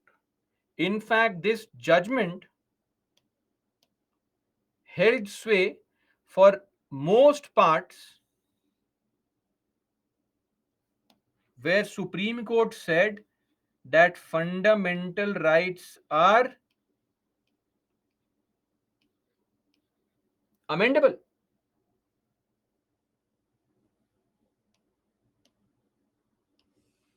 But you know what? Just to point this out, in 1965, there's a case called Sajjan Singh case. All these are some landlords. Sajjan Singh case. In this Sajjan Singh case, Supreme Court, while discussing on this matter, uh, during a discussion, one judge, Justice Janardhan Raghunath Mudholkar, he raised a concern. He said that, we are saying that the Parliament can amend everything, including fundamental rights. I mean, fundamental rights are so sacred, so sacrosanct. How can you modify fundamental rights? I mean, should we allow the Parliament to modify everything? But then other judges said, sir, relax, don't confuse. Parliament as of now can amend everything, including fundamental rights. Let them amend it. It's okay. But yes, somebody did raise a concern that are we going to allow the Parliament to amend everything without any check? This seed was sown in the minds of judges that yes, some kind of limitation is required. In fact, recently only, at that point of time, recently, that is 1963, in Pakistan Supreme Court, Fazlul Qadir Chaudhary case, a similar statement was made by the Pakistan Supreme Court that everything cannot be modified. There should be limitation on the power of the state, the government, the Parliament. In fact, the same thing was said by the Indian Supreme Court also. In the Berubari Union case, 1960, what did Supreme Court say? Parliament, you're not ultimately powerful. Limitations are there. Don't use Article 3. Go for Article 368. If you want to resolve boundary disputes and you have to give a plan, what is required is amendment. Parliament, your powers are limited. So they had said something like that. Justice Mudholkar was only pointing that out. But anyway, the judgment remained the same. The Supreme Court said everything can be amended. But what happened was, see, think of this. Government had a list of names of all these zamindars. Their names are there. And slowly and steadily, what was happening? All these zamindars, one by one in various states, their property was being taken away and given to poor people. Slowly and steadily, one by one, one by one, one by one, one by one, one by one. Whenever any zamindar's property was taken away, they would run to court. My lords, save us. Finally, this matter came to court in 1967. Golaknath case. It was an 11 judge bench. 11 judge bench. 11 judges sitting together and deciding. This Golaknath case was a case from Punjab. A family a family of two brothers, Henry and William Golaknath. Now their property was taken. They had 500 acres of land amongst themselves. 500 acres of land. And that 500 acres of land, government said, Mr. Henry and William Golaknath, we are taking away your land. How much? We are taking away 88% of your land. William Golaknath, take 30 acres. Henry Golaknath, take 30 acres.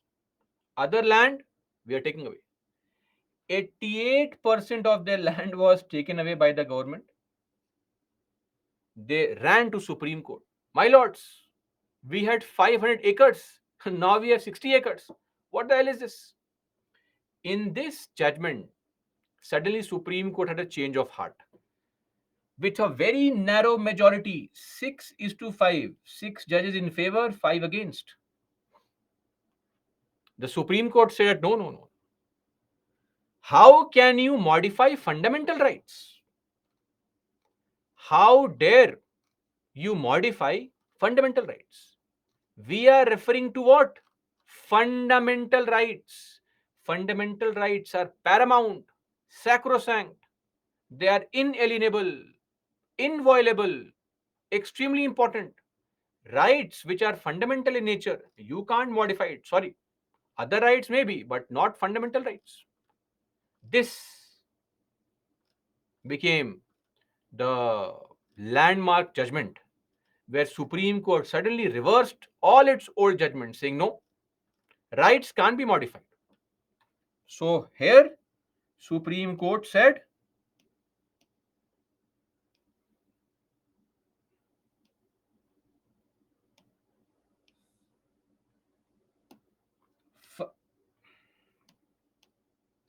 fundamental rights are not amendable.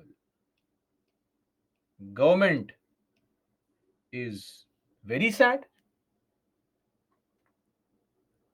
very, very upset. Now, government was very sad and upset. How will we play Robin Hood now? How will you go for land reforms in the country? How will we take land from rich, give to poor?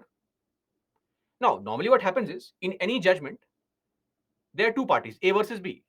When a judgment comes, A is happy, B is sad, or B is happy, A is sad. Now, the government is one party, Zamindar is other party. Government is unhappy. Do you think Zamindars were happy? No.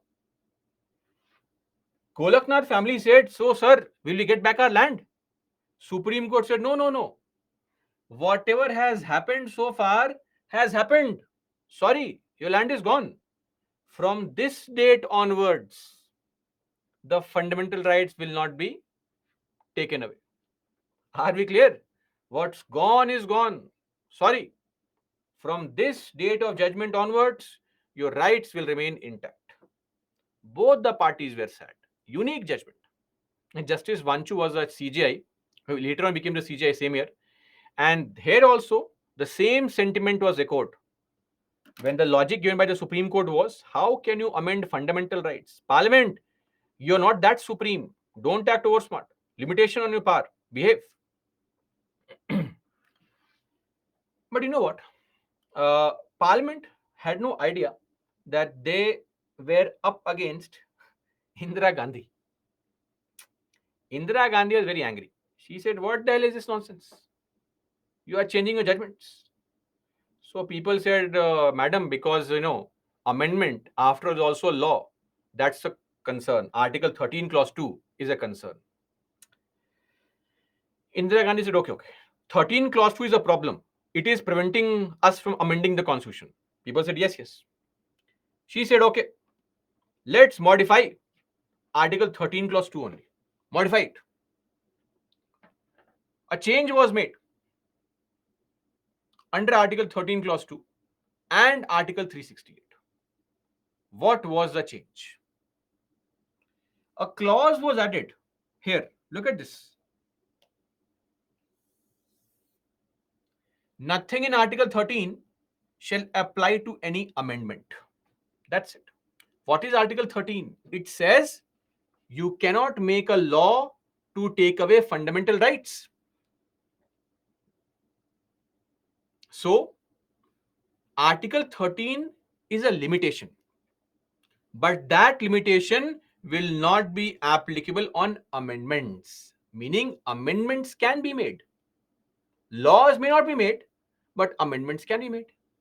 Similarly, one more clause 4 was added in Article 13, that nothing in this Article 13 will apply to amendments. Meaning, Article 13 says that limitations are there. You cannot make laws which take away rights. But these limitations are not there on amendments. Anything can be amended. In short,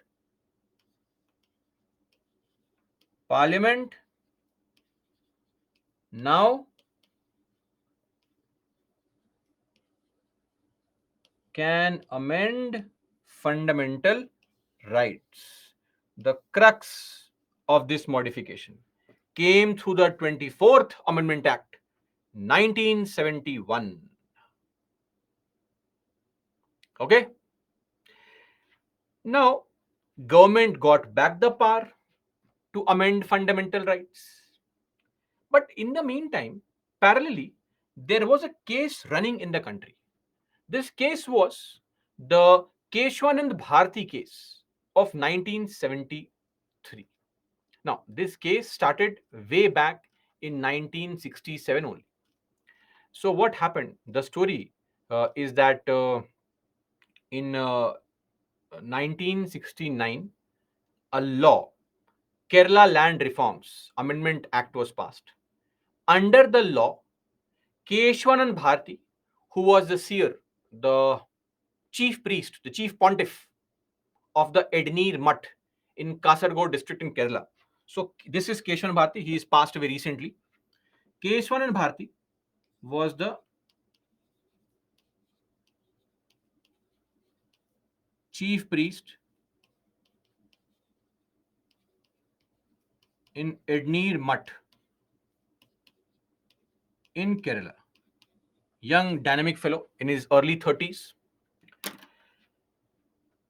His temple land was taken away. Restriction on the management of your religious property. He went to the Supreme Court saying, because you cannot take away religious property also, because that is also protected under Article 26. That article we'll discuss later on. His temple land was taken away. He went to court saying, my lords, how dare they take away my temple land? That is my only source of income. The only source of income for the mutt. You take away the land, you don't really manage it. This case was filed in 1970, 21st of March 1970, this case was filed. But the problem was, in between only, the government made this change, allowing itself the right to modify anything. Now, the Keshwan Bharti matter changed to whether the parliament can actually pass such an amendment or not. Is this amendment justified or not? This was the Keshwan Bharti judgment of 1973, the longest running case in the history of our country. This case ran for 68 days in the Supreme Court. 68 days of continuous hearing from the time it was the first hearing took place on the 31st of October 1972 till 23rd of March 1973. Continued hearing every day, the same nonsense. Is it can rights be amended? Can't they be amended? Can they be amended? Can they not be amended? This discussion going on a daily basis. You are getting bored after 5 minutes only. Imagine the patience of our lawyers and our judges discussing the same thing for 68 days. This gave us the landmark judgment, the turning point, the milestone, the watershed in the field of constitutional judicial review that we say. This judgment was a 13 judge bench, and the judgment was 7 is to 6. Narrowest margin possible. Had one judge changed sides, the judgment would have been reversed. And of course, Keshwan Bharti had hired who would be called the uh, one of the top lawyers in the country at that point of time, Nani Palkhiwala. So this judgment came, and Supreme Court, mind you, Supreme Court accepted this fact that yes, 24th Amendment Act, which allows the Parliament to amend fundamental rights, is justified. Meaning what? Fundamental rights, yes, they are amendable, no problem. The government is very happy, smiling, enjoying. When they were leaving the court, the judges said, wait, wait, wait. Where are you going? Wait. Where are you going? So judgment is over. You said we can amend everything. The judges said, yes, you can amend everything, almost everything, almost. Now the lawyers are confused, sir. What is this? Can we amend or not? Yes or no? The court said, see, you can amend everything except those things which are the essence of the constitution. Essence meaning those things which are the value system of the constitution, those things which are the cornerstones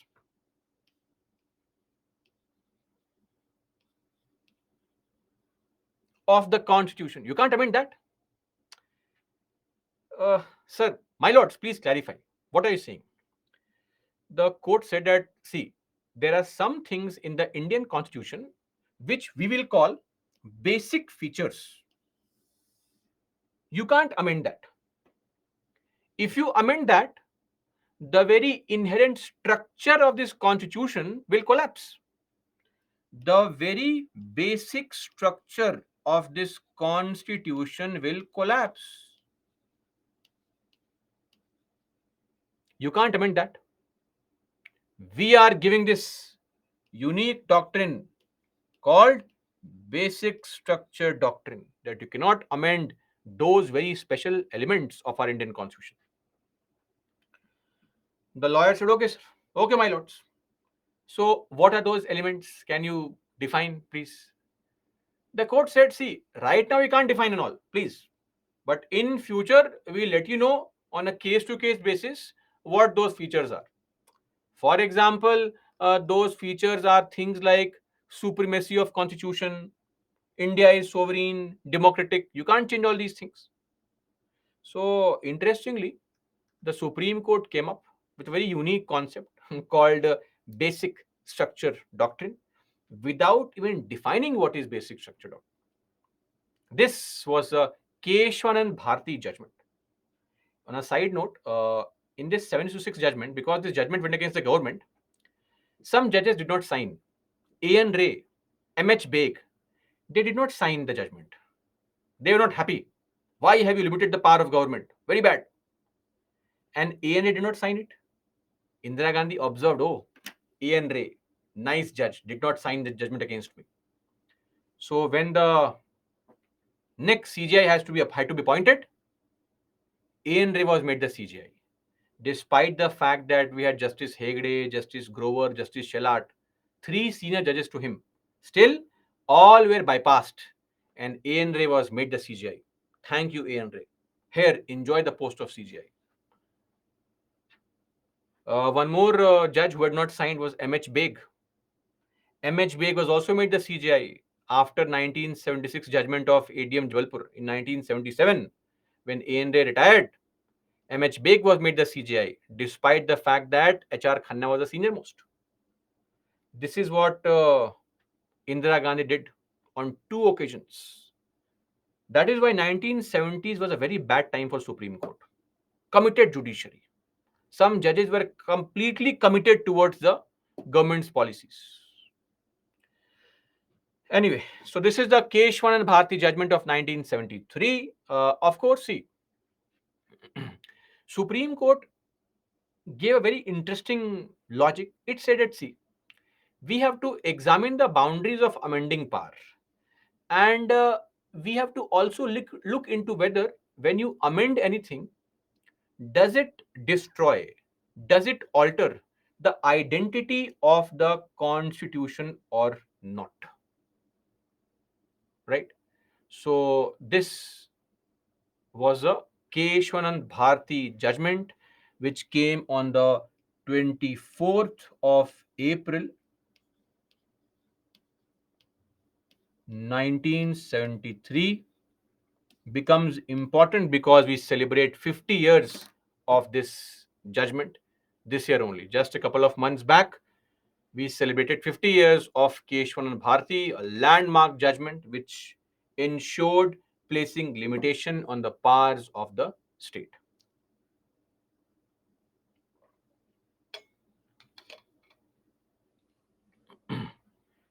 Are we clear on this?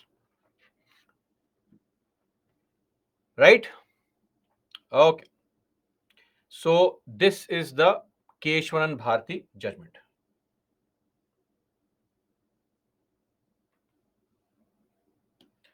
Now, there is no definition currently, as we have said here. Is it visible to people here? This word I have mentioned here, is it visible, everyone? If not visible, please refresh your screen. Fundamental rights are amendable. Yes or no? Clear on this? Okay. No, I saw somebody asking a question, so I got confused whether it is visible or not.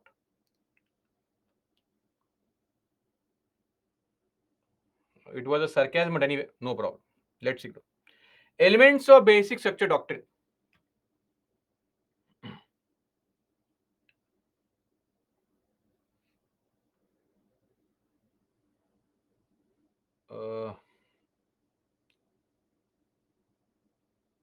AK brand. Fundamental rights now amendable. That is what I mentioned here. Fundamental rights are amendable. I hope we can see this phrase. If not, no problem. Hear me out. Wake up and hear me. Fundamental rights are amendable. Okay? So these are some elements of basic structure doctrine which the Supreme Court has given through various judgments, that these things can't be modified. You go and modify everything else, not these things. Supremacy, sovereignty, the democratic nature, republican nature, all these things. The secular character, separation of powers. You need not mug up all the points, just remember a few examples, that should be sufficient. Judicial review. Look at this. Judicial review, you will not find this word mentioned anywhere in the constitution. Supreme Court has called it a part of basic structure. What is review? The Supreme Court can review every executive, every legislative action on the grounds of constitutional validity, whether the particular action is constitutionally valid or not. This was done in the Minerva Mills case.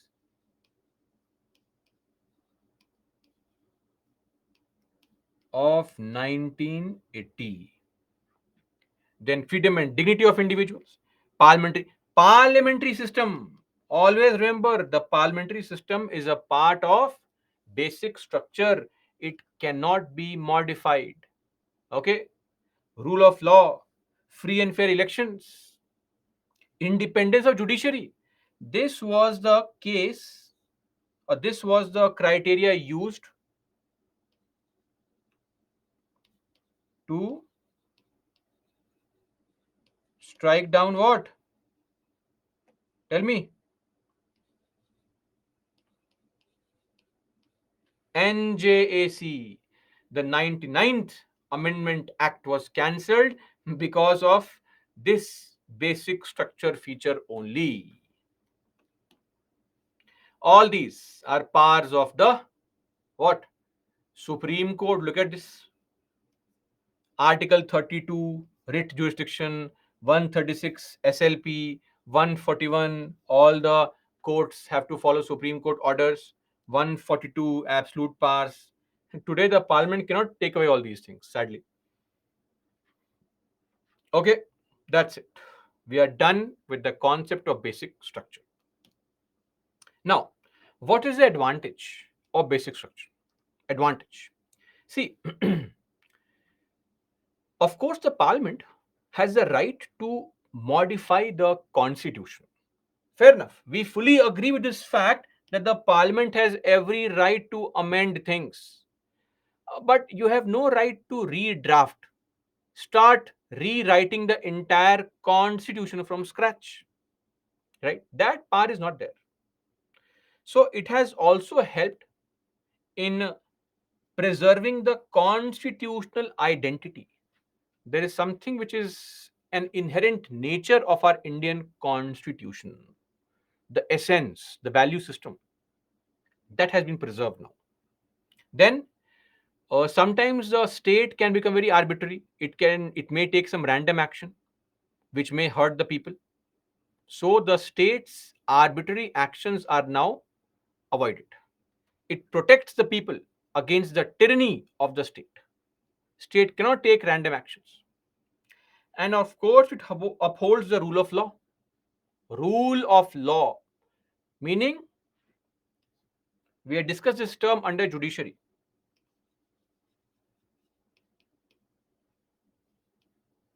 Limitation on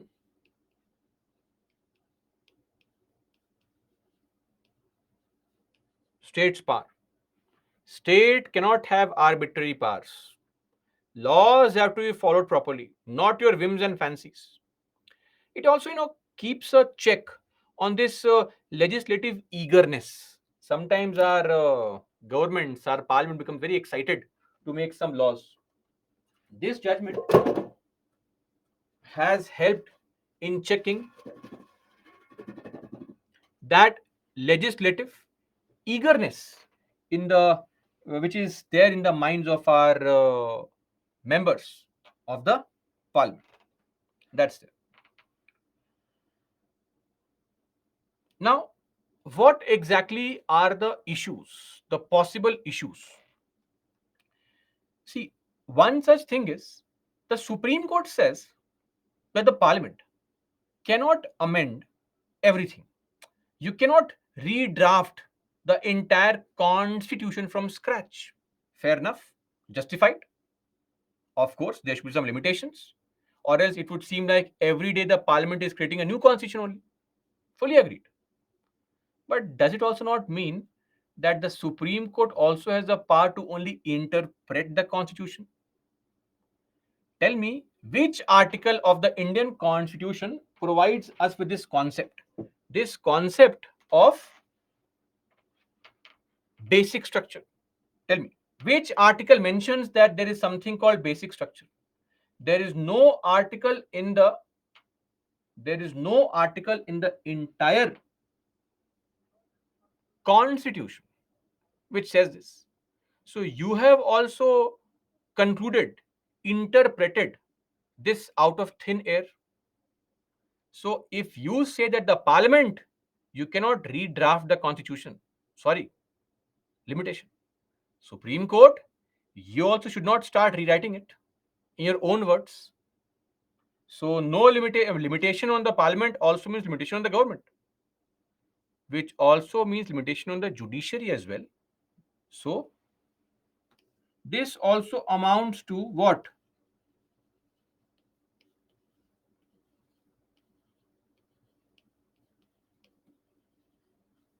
Rewriting the constitution, which itself is not allowed. Then a lot depends on the subjectivity of the judge. Why? Because there is no set definition. Look at the previous judgments only. Shankari Prasad, Sajjan Singh case, Supreme Court said rights can be amended. Suddenly, rights can't be amended. If it is so subjective, there is no coherence only, then how do we rely that this is a basic feature? Tomorrow you may say, no, this is not a basic feature. So a lot depends on subjectivity of the judge also, which is a real cause of concern, prone to biasness. Then, in a parliamentary system, in a democracy, people have chosen a government, right? Now, the government also has some kind of will. In the case wherein we have elected our leaders, we have some expectations from them.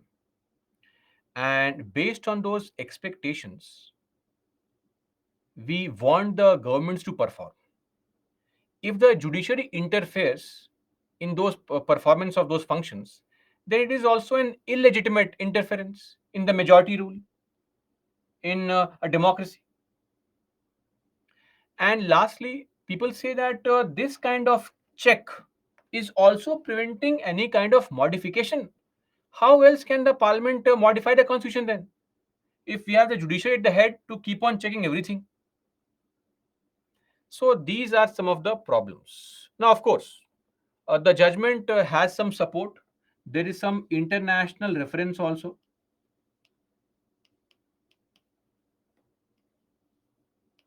You will be pleased to know that the Bangladesh Supreme Court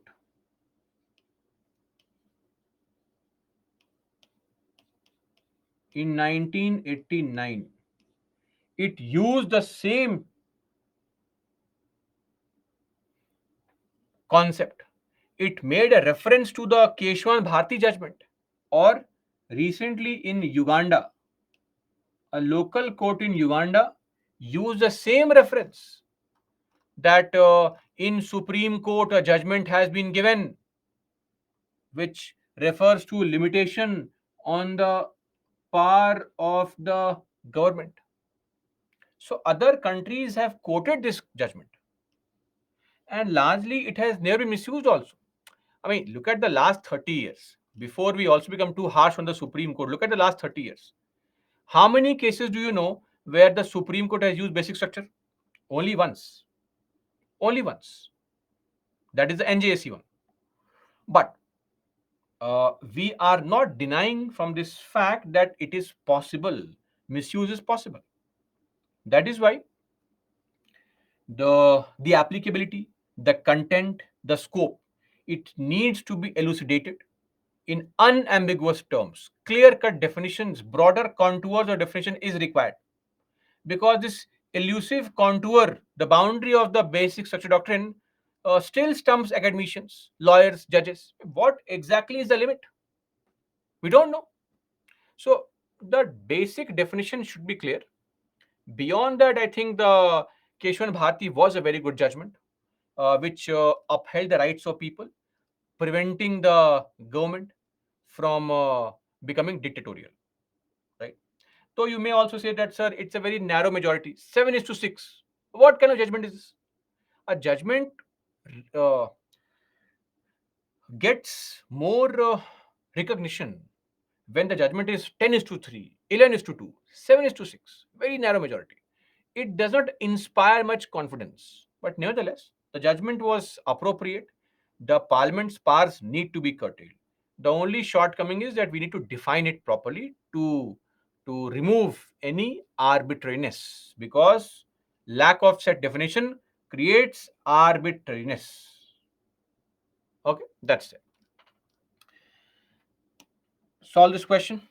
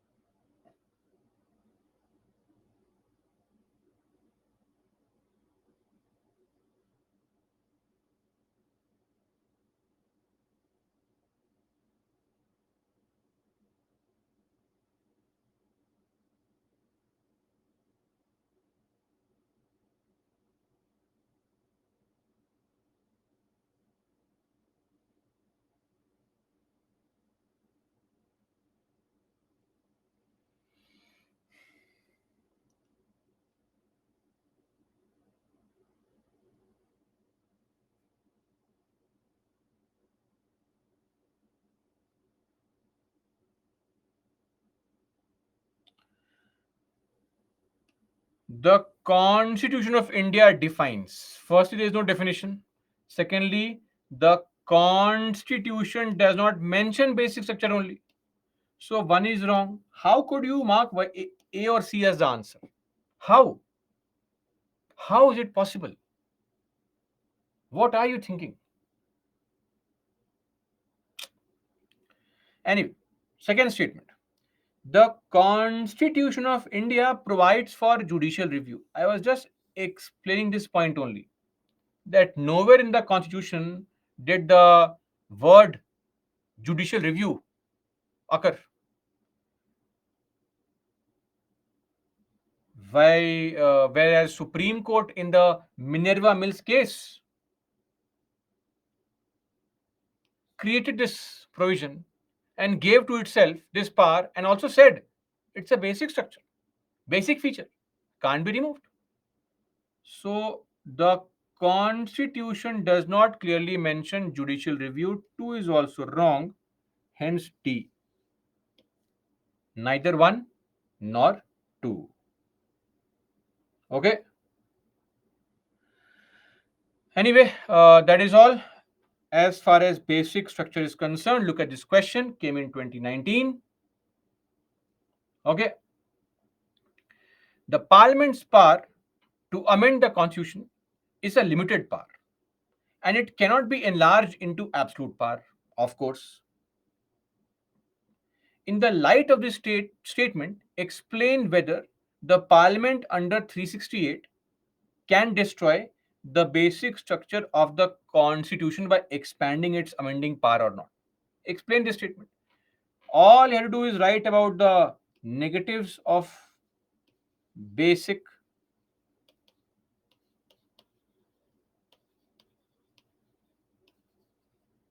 structure doctrine, the positives of basic structure doctrine, and give some conclusion, the way forward, defining the term properly, etc. Okay, that's it. We are done with this concept of basic structure. If you are reading Lakshmikant, you can refer to chapter 11 from that book. Clear? That's it. Now we can move on and safely discuss the fundamental rights.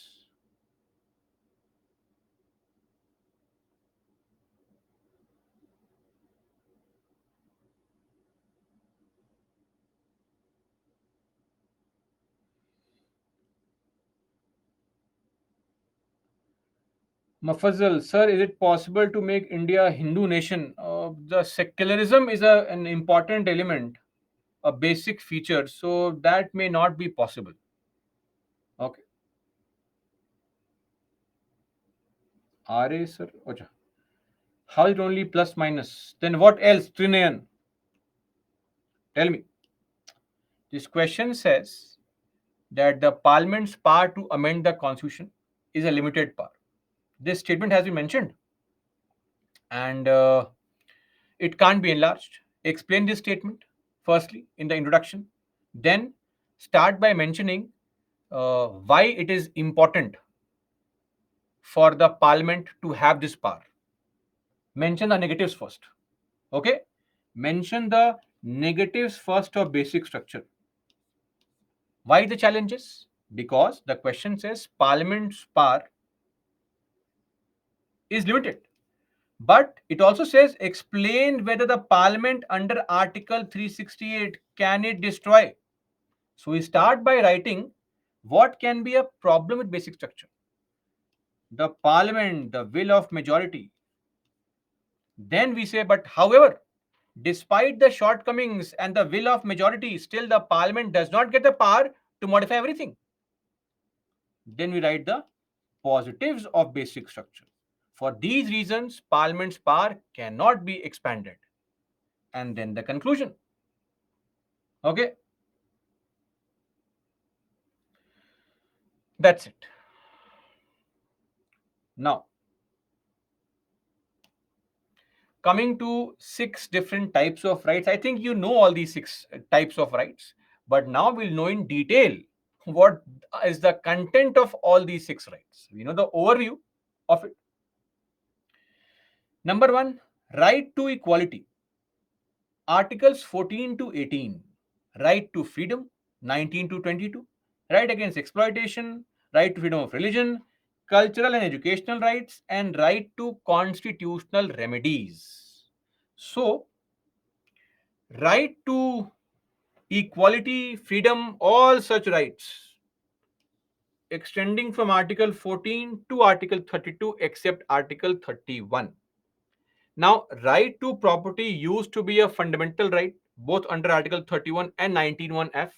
It has now been removed through the 44th Amendment Act 1978. This also goes to prove that our fundamental rights can be amended, they can be modified.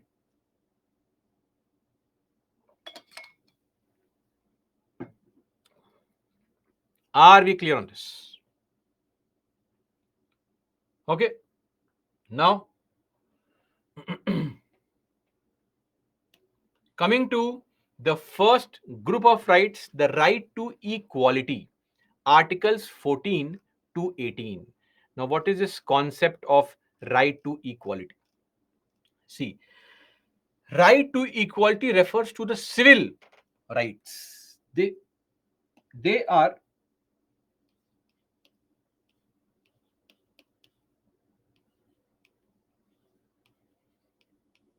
civil rights. What are civil rights? Rights against discrimination. Civil rights are a class of rights which protect an individual's freedom from infringement by the governments, by other people, by social organizations, ensuring one's ability to take part in the civil discourse, in the civil life of the society without any discrimination, without any repression, without any suppression. Civil rights. Rights which prevent discrimination. Okay. So, what can it include? People's physical and mental integrity, safety, protection from discrimination on grounds of race, gender, or color, sexual orientation, religion, ethnicity, etc. Okay. So, under right to equality, the first group of rights are, or first right is Article 14, equality before law and equal protection of laws. So, what is equality before law? Equality before law is a concept which we have borrowed from UK. Now, this equality before law is a part of what we know as rule of law. What is rule of law? Rule of law refers to the absence of arbitrary powers. State will not have arbitrary powers. Limitation. There should be accountability. There should be just laws, open government, accessible and impartial delivery of justice, rule of law. This concept has been enunciated by a lot of people: Aristotle, John Locke, Edward Coke. But two people who are seen as propounders of this are Edward Coke and, of course, Albert Venn Dicey. In fact, Albert Venn Dicey in the 19th century was the one who finally formalized the definition of this. And hence, you will find that the credit for rule of law, the definition goes to Albert Venn Dicey. So, what is this equality before law? Very simple. Equality before law. All manner of people, everybody is equal in the eyes of law, in the ordinary courts, under ordinary laws, everybody is equal. All people are subject to the same laws, to ordinary laws by ordinary courts. No special treatment, no special privilege to anybody. No one is above the law. No one is above the law. Lex Rex. Law is the king. So earlier, what used to happen? There was a phrase, king is the law. Yes or no? Whatever the king says,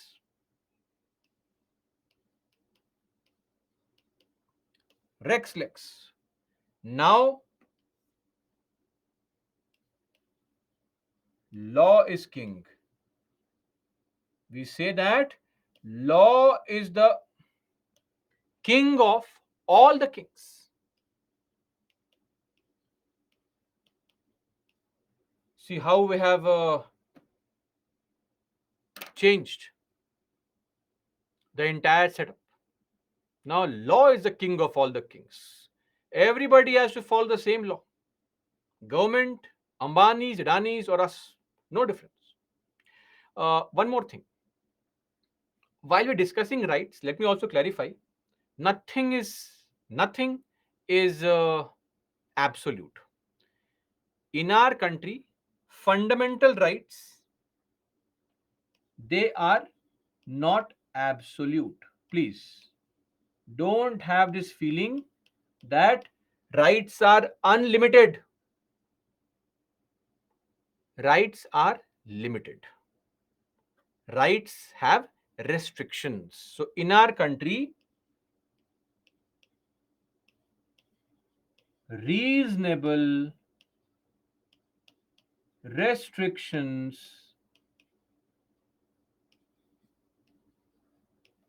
can be imposed on the fundamental rights. So always have this understanding that you cannot say that any right is absolute. Fundamental rights are not absolute. Are we clear on this?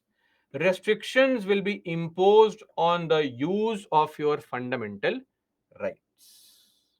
Clear? Okay.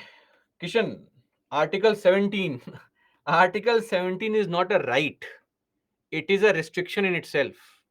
Understanding is important. Have patience. I'll explain what is Article 17. Then jump to conclusions. Half baked knowledge is very dangerous. So, Article 17, what is this right against untouchability? Is this some kind of right? Untouchability will not exist. It's a restriction in itself that nobody will practice untouchability. Are you clear? So, Article 17 is not a right in its sense, it's a restriction on people who practice this abhorrent practice of untouchability.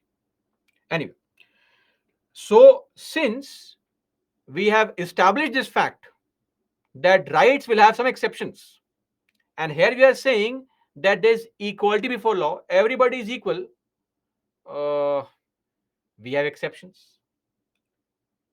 Don't feel bad. Some people will be given special treatment. Yes. Article 361. Please tell me, what is Article 361? Immunity given to the president and the governors. They can't be jailed. They kill somebody, can't be jailed. You go and kill somebody, jail immediately. Difference. Then parliamentary privilege.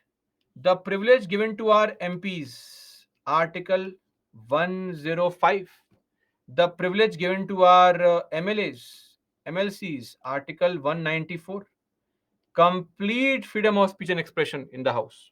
No limitations. Can't be arrested in a civil case. 40 days before the 40 days before the session starts, 40 days after the session starts, and during the session. Okay. Then diplomatic immunity. Now, in our country or world over, we follow this practice that diplomats, ambassadors, foreign service officers, if they come to our country and they break some law, If the foreign service officers come to our country and break some law, we won't punish them. We will send them back, go to your country, and that parent country will punish them. Same thing is there for us also. If somebody here becomes an Indian foreign service officer, then they will be, when you go to some other country, let's say you are posted in Somalia, South Sudan, Uganda, etc. Okay. Let's say you are posted in New York, Switzerland. Happy now? Good country. And you commit a crime there. That country will not punish you. You are sent back and we'll punish you. You can try this in future. Commit a crime there, you will realize that they'll send you back. Okay? Diplomatic immunity. Are we clear on this?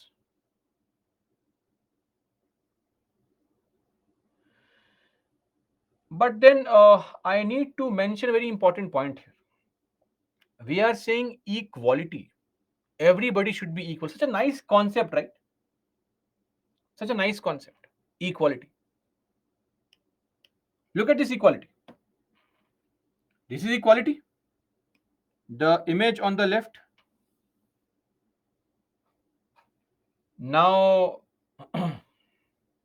of course,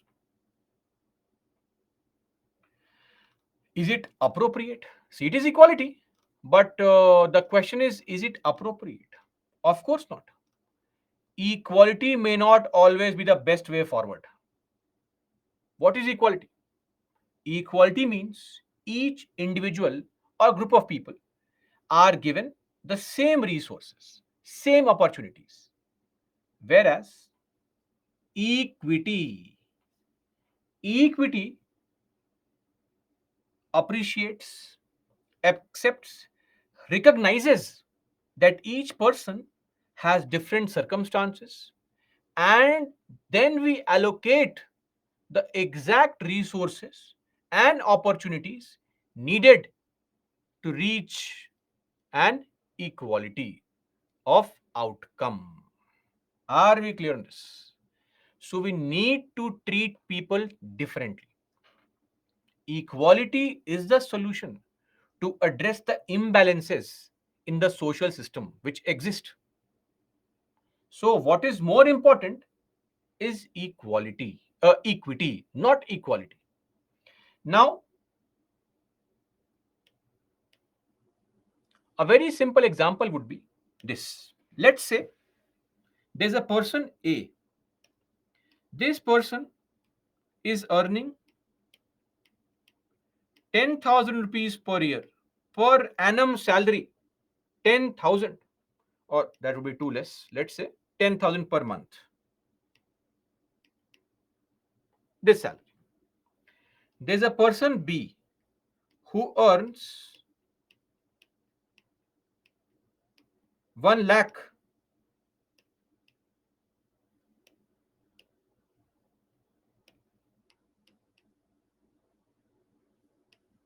per month. Now, if we have to call, or if we have to impose a tax on these people, should we impose the same tax on A and B? If I have to impose income tax, should I impose the same income tax on A and B? Of course not. If I impose the same income tax on A and B, it is wrong. It is fundamentally wrong as a concept. How can we do this? Right? So, of course, what is required here is what? The requirement is to impose different tax. We can tax B more, we can tax A less. Now, where is the equality? It's not there. We are violating equality, but it is required because their circumstances are different in life. How can you treat people differently? We can treat people differently because they have different circumstances in life. So the idea is treat people in the same fashion only if they are under a similar circumstance. People placed in a similar kind of situation in life should be treated in the same fashion. Like should be treated alike. There is absolutely no need to go crazy that no, we want equality. No, no, no. We have to treat people placed in a similar circumstance in a similar fashion. That's it. That should be the idea, which is the second part of our concept of equal protection of laws, which is Article 14, second part, borrowed from USA.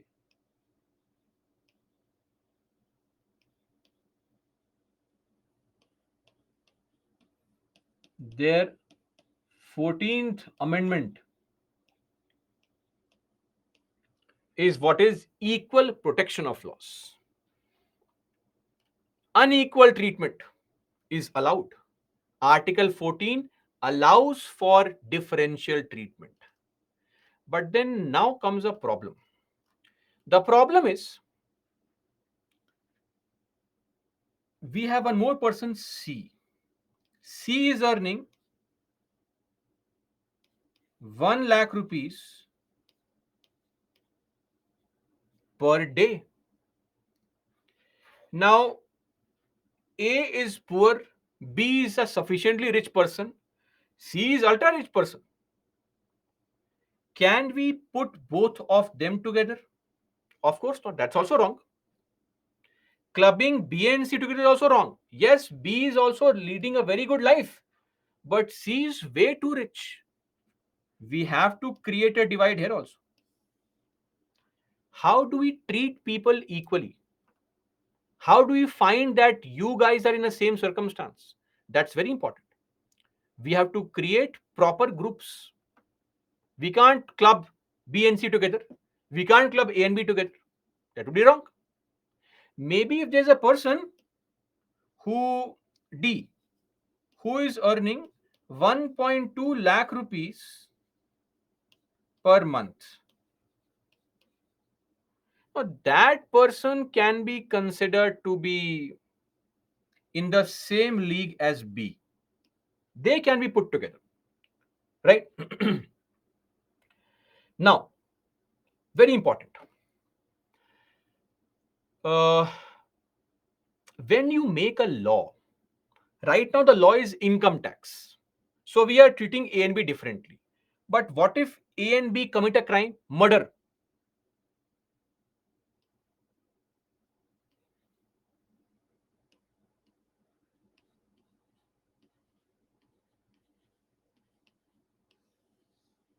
Murder. What if A commits murder or B commits murder? Should we treat them differently? Tell me. Because A is poor, B is rich. So you are saying no, we should treat them equally. Same punishment, of course. Same punishment. Why? Because your economic situation has got no relationship to the law. That is a law on murder. But your economic situation has a direct relationship to the income tax law, which is based on an economic disparity. This means that when you are making laws, there should be some kind of relationship when you make laws to treat people differently. That is what is called the test for reasonable classification. There are two tests, very simple. Test number one, we call this test intelligible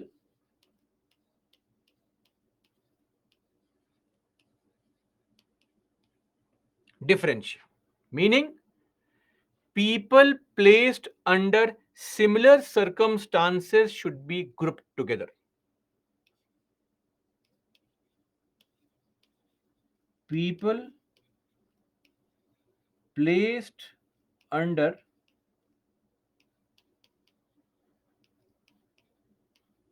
similar circumstances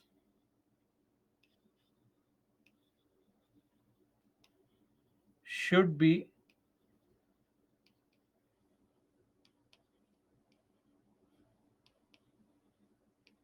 grouped together. Number two, there should be a link, a nexus between the objective of the law and the basis of classification. I'll explain both these things.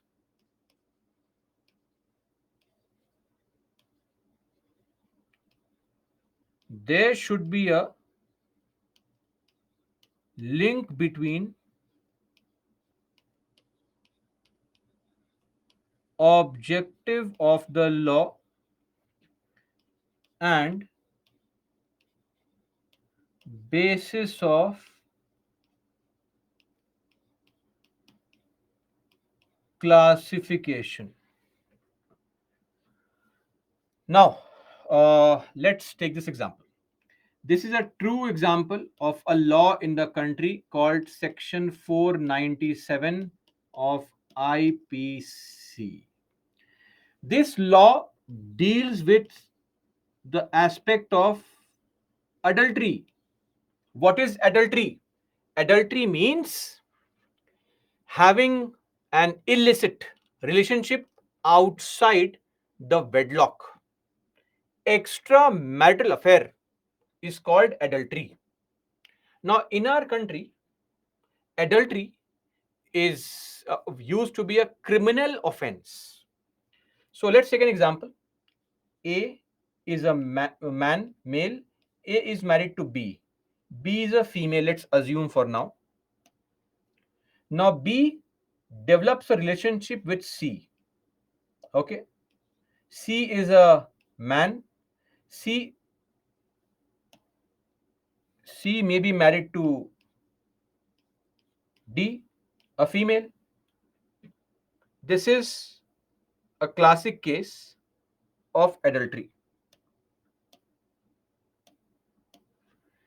B and C are involved in a relationship. Both B and C are married. They are involved in relationship outside their marriage. This is called adultery. Okay. Now, when it comes to this law, the law said that in this situation,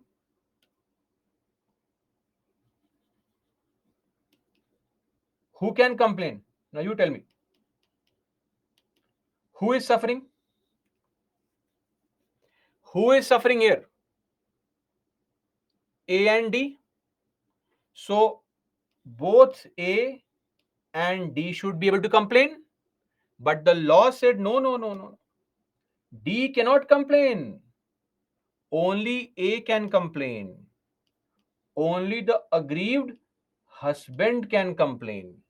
The wife cannot complain. Now, one more statement. In this,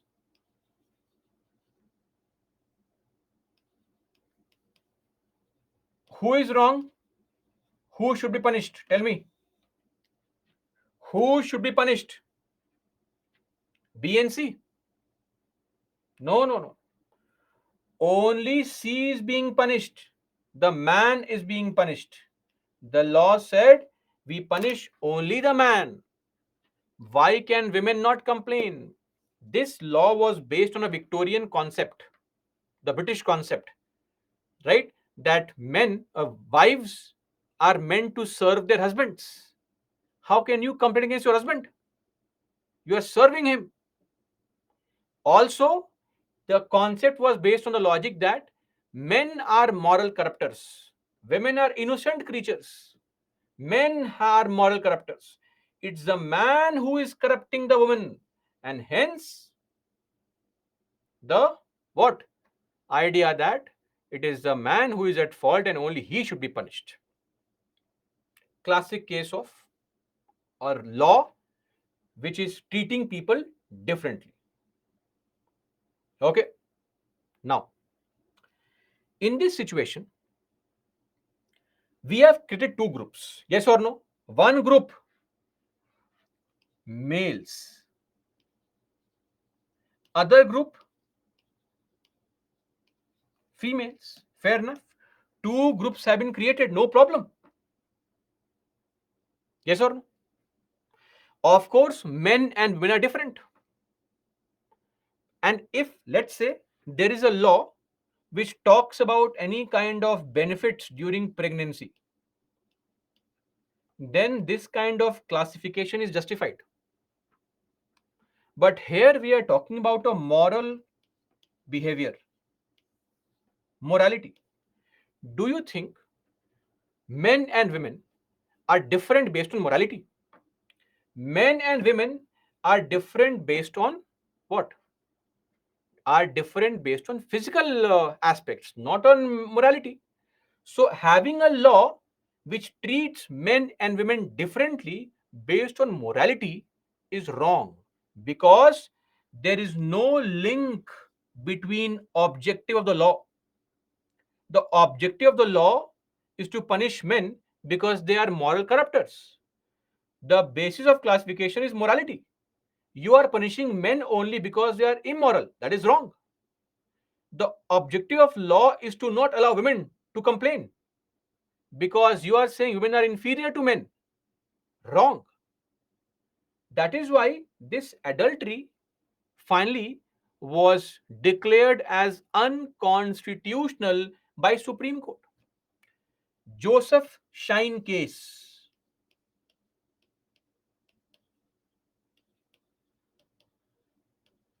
2018, declared unconstitutional. Clear on this? This became a problem, and hence it was cancelled, declared unconstitutional. So, this is how sometimes laws can violate Article 14. See, every law you make in this country will treat people differently. For example, the law in UPSC, it says what? Only people above 21 are allowed to take the examination. Law on voting says what? Only people above 18 are allowed to vote. Everything you do will treat people differently. Are we clear? It is for you to prove whether the law which treats people differently is violating Article 14 or not. Clear? That's it. This is the premise. Very simple. I mean, see, a very logical thing is whether B is involved with C or not, what is the state's concern? It involved a punishment of 2 years adultery. Such a stupid law. I mean, not only because the punishment and the complainant was a problem, the law itself is illogical. Why should the state have any concern if two people are not happy? If, say, A has a problem, get a divorce, go to a family court, or go and approach D, start your own affair. Who's stopping you? Nobody's stopping you. My point is that the laws should not get involved in personal matters. What happens behind the closed doors, let the people be involved there. The state has so much of task. The police is already suffering, right? And then with so many pending cases of serious crimes, I think the better way to resolve these things are to go to family court and get a divorce. But again, that is not a question in our country.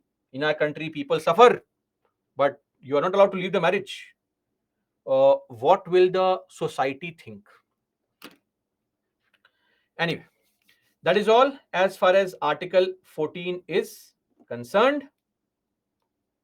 We are done with Article 14. Now I think you will appreciate this fact that Article 14 not only allows for equality, but also allows for differential treatment. This is what allows for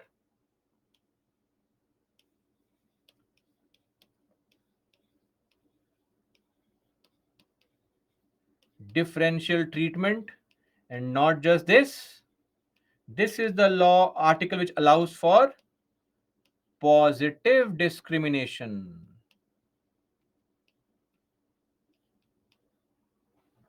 Okay, equality, equity. Always remember this. Article 14. Are you clear? Yes or no? If you are so clear, please solve this question.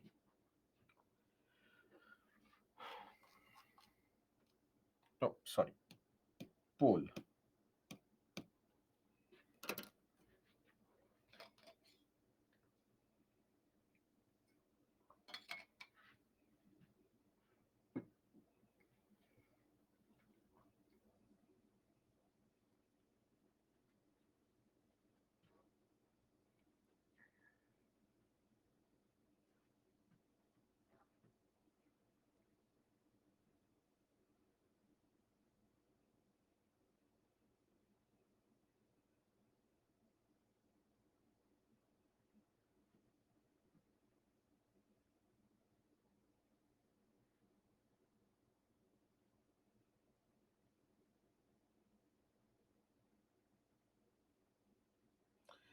Okay, a lot of you got this correct. Let's see. Rule of law, limitation of power, yes or no? Equality before law, yes or no? Liberty and civil rights, Article 14 is civil rights only. 1, 2, and 4. C is the right answer. Look at this. Rule of law, absence of arbitrary powers means what? Limitation on power. Article 14 is civil rights. Article 14 is equality before law. So, C, 1, 2, and 4 are correct. Solve this question also. I mean, what's the point of giving this question? You know the answer. I'll give you 30 seconds only. In case you want to mark the answer, please do. The question is not important. The statement is important. Remember this statement. You can copy this statement in your notes under article. Which article?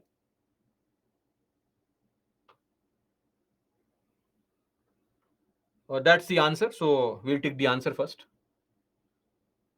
Because I am sure some of you will mark the wrong answer. Guarantee 100%. See, some of you did mark the wrong answer. We don't know why, what reason.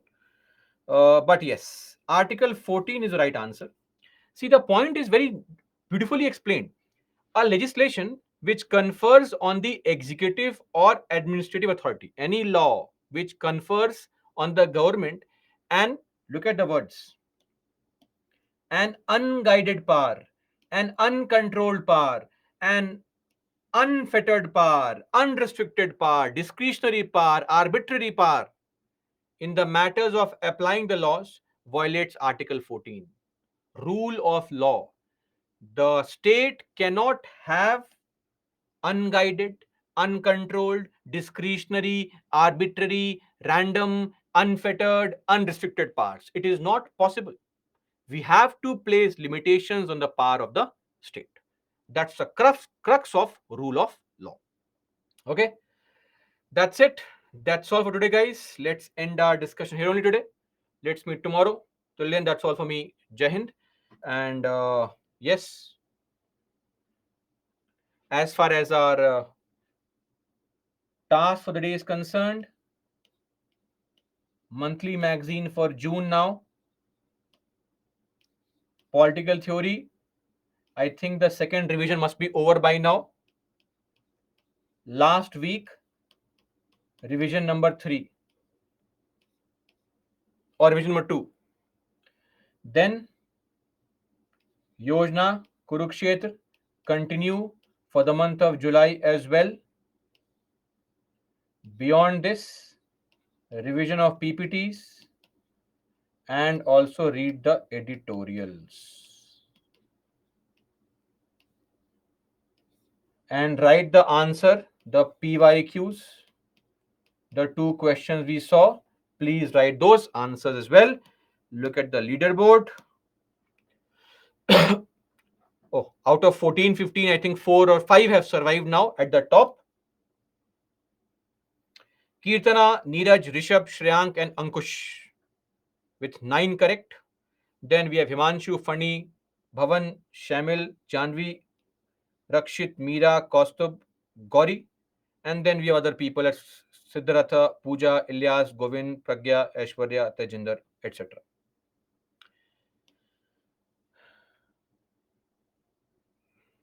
Leaderboard not visible. See this again. Refresh. I am telling the names. Kirtana, Neeraj, Rishabh, Shrank, and Ankush at the top. It's okay. If it is not visible, don't worry. If your name is not there, I have called out the name. Be happy, celebrate, enjoy, party. Others, work hard. What can I say?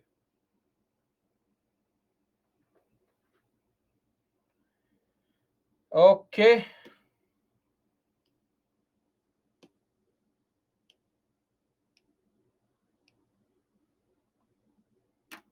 Sachin, 42nd. Raghav, one more example of reasonable. Arey, Megha, look at the leaderboard once again.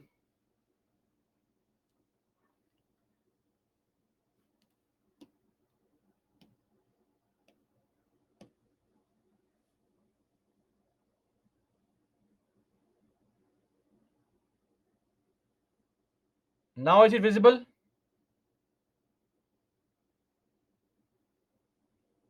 Happy? Satisfied? The thrill of achieving success in life finally obtained, right? Rather than asking important pertinent questions, our priorities are misplaced in life. Civil servant, IAS officer, we also need to show those characteristics, right? Anyway, okay. Somebody had asked a question. 42nd one. Okay, sorry. Example of one more example of violation. Remember one very important reasonable classification restriction. Remember, we're discussing panchayat. I said that they are restrictive qualifications. You need to have a functional toilet in your house in order to contest elections. Functional toilet in the house. There are two groups. Group 1 who have a toilet, group 2 who don't have a toilet. Two groups have been created. First test has been met. Clear? Second test. What is the basis of classification? Swachh Bharat Abhiyan. Very good. What is the objective of the law? The purpose of having such law is the conduct of elections, contesting elections, which means people's participation. Now tell me, Swachh Bharat Abhiyan and people's participation in the governance. What is the link? There is no link. Both of them are very good in their own respective areas. But where is the nexus? Where is the link? There is no link. These are classic examples of violation of Article 14. Despite this, our great Supreme Court says, no, it's okay. This can serve as an example for other students, other politicians at other levels. What kind of logic is this? But who will question the Supreme Court? Do you want a contempt of court case against you? Of course, I don't want it. So I won't question it. It's okay. Supreme Court is supreme. Whatever they say is right only. It must be right. This is an example of how you treat people differently and yet you make a mistake, because when you treat them differently, there is no logic in why you are treating them differently and what's the reason for making the law. Nexus is missing. Okay, what else?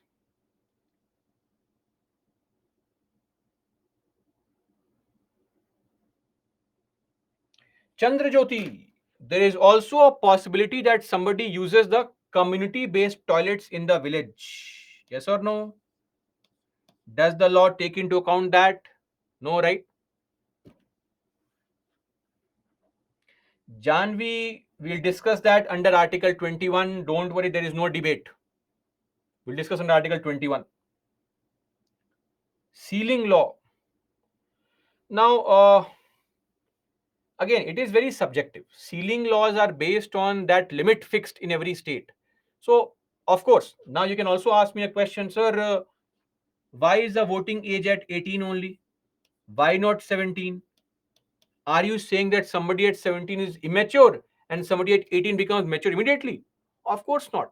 But somewhere a line has to be drawn sometimes. So we draw the line. I mean, people in their 20s also are still immature. Look at the questions some people ask here. I am very sure that in no way can we consider you to be mature. But it's okay. The law says that till you are 18, you're immature. No problem. Justified. So sometimes some lines have to be drawn for which there could not be a very clear cut logic, but we understand and accept it. Palak, why do you ask this question so quickly? Which polity, for polity, which class to start NCRT? Very good. Uh, Refer to the very first module we discussed. You'll get to know your answer. The class 11th NCRT, that is political theory, not from class 9th, not required. Now, Palak, as of now, what is your current situation? Are you a school student or a graduate? Please tell me. Gauri, yes, Gauri, last week. First year student, class 9, 10 book, ignore it, it's too basic. Study class 11 book.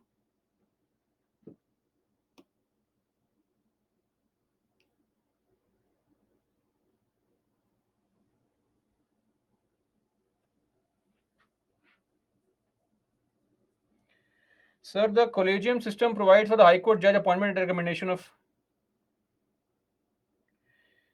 Uh, Collegium system is a interpretation of Article 217. Okay, that's it.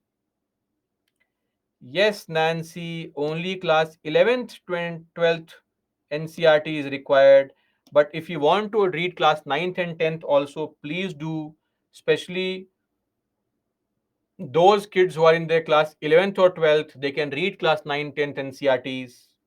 But those who are in the first year, second year, third year, class 9, 10th NCRTs are very, very basic in nature. Please don't waste your time reading those books. Okay, guys, that is all. Your experts will keep on addressing your concerns. There is no class 12th book. Kalbi. Innocence filled questions are such amazing way to begin our day. Anyway, guys, please revise what has been given to you.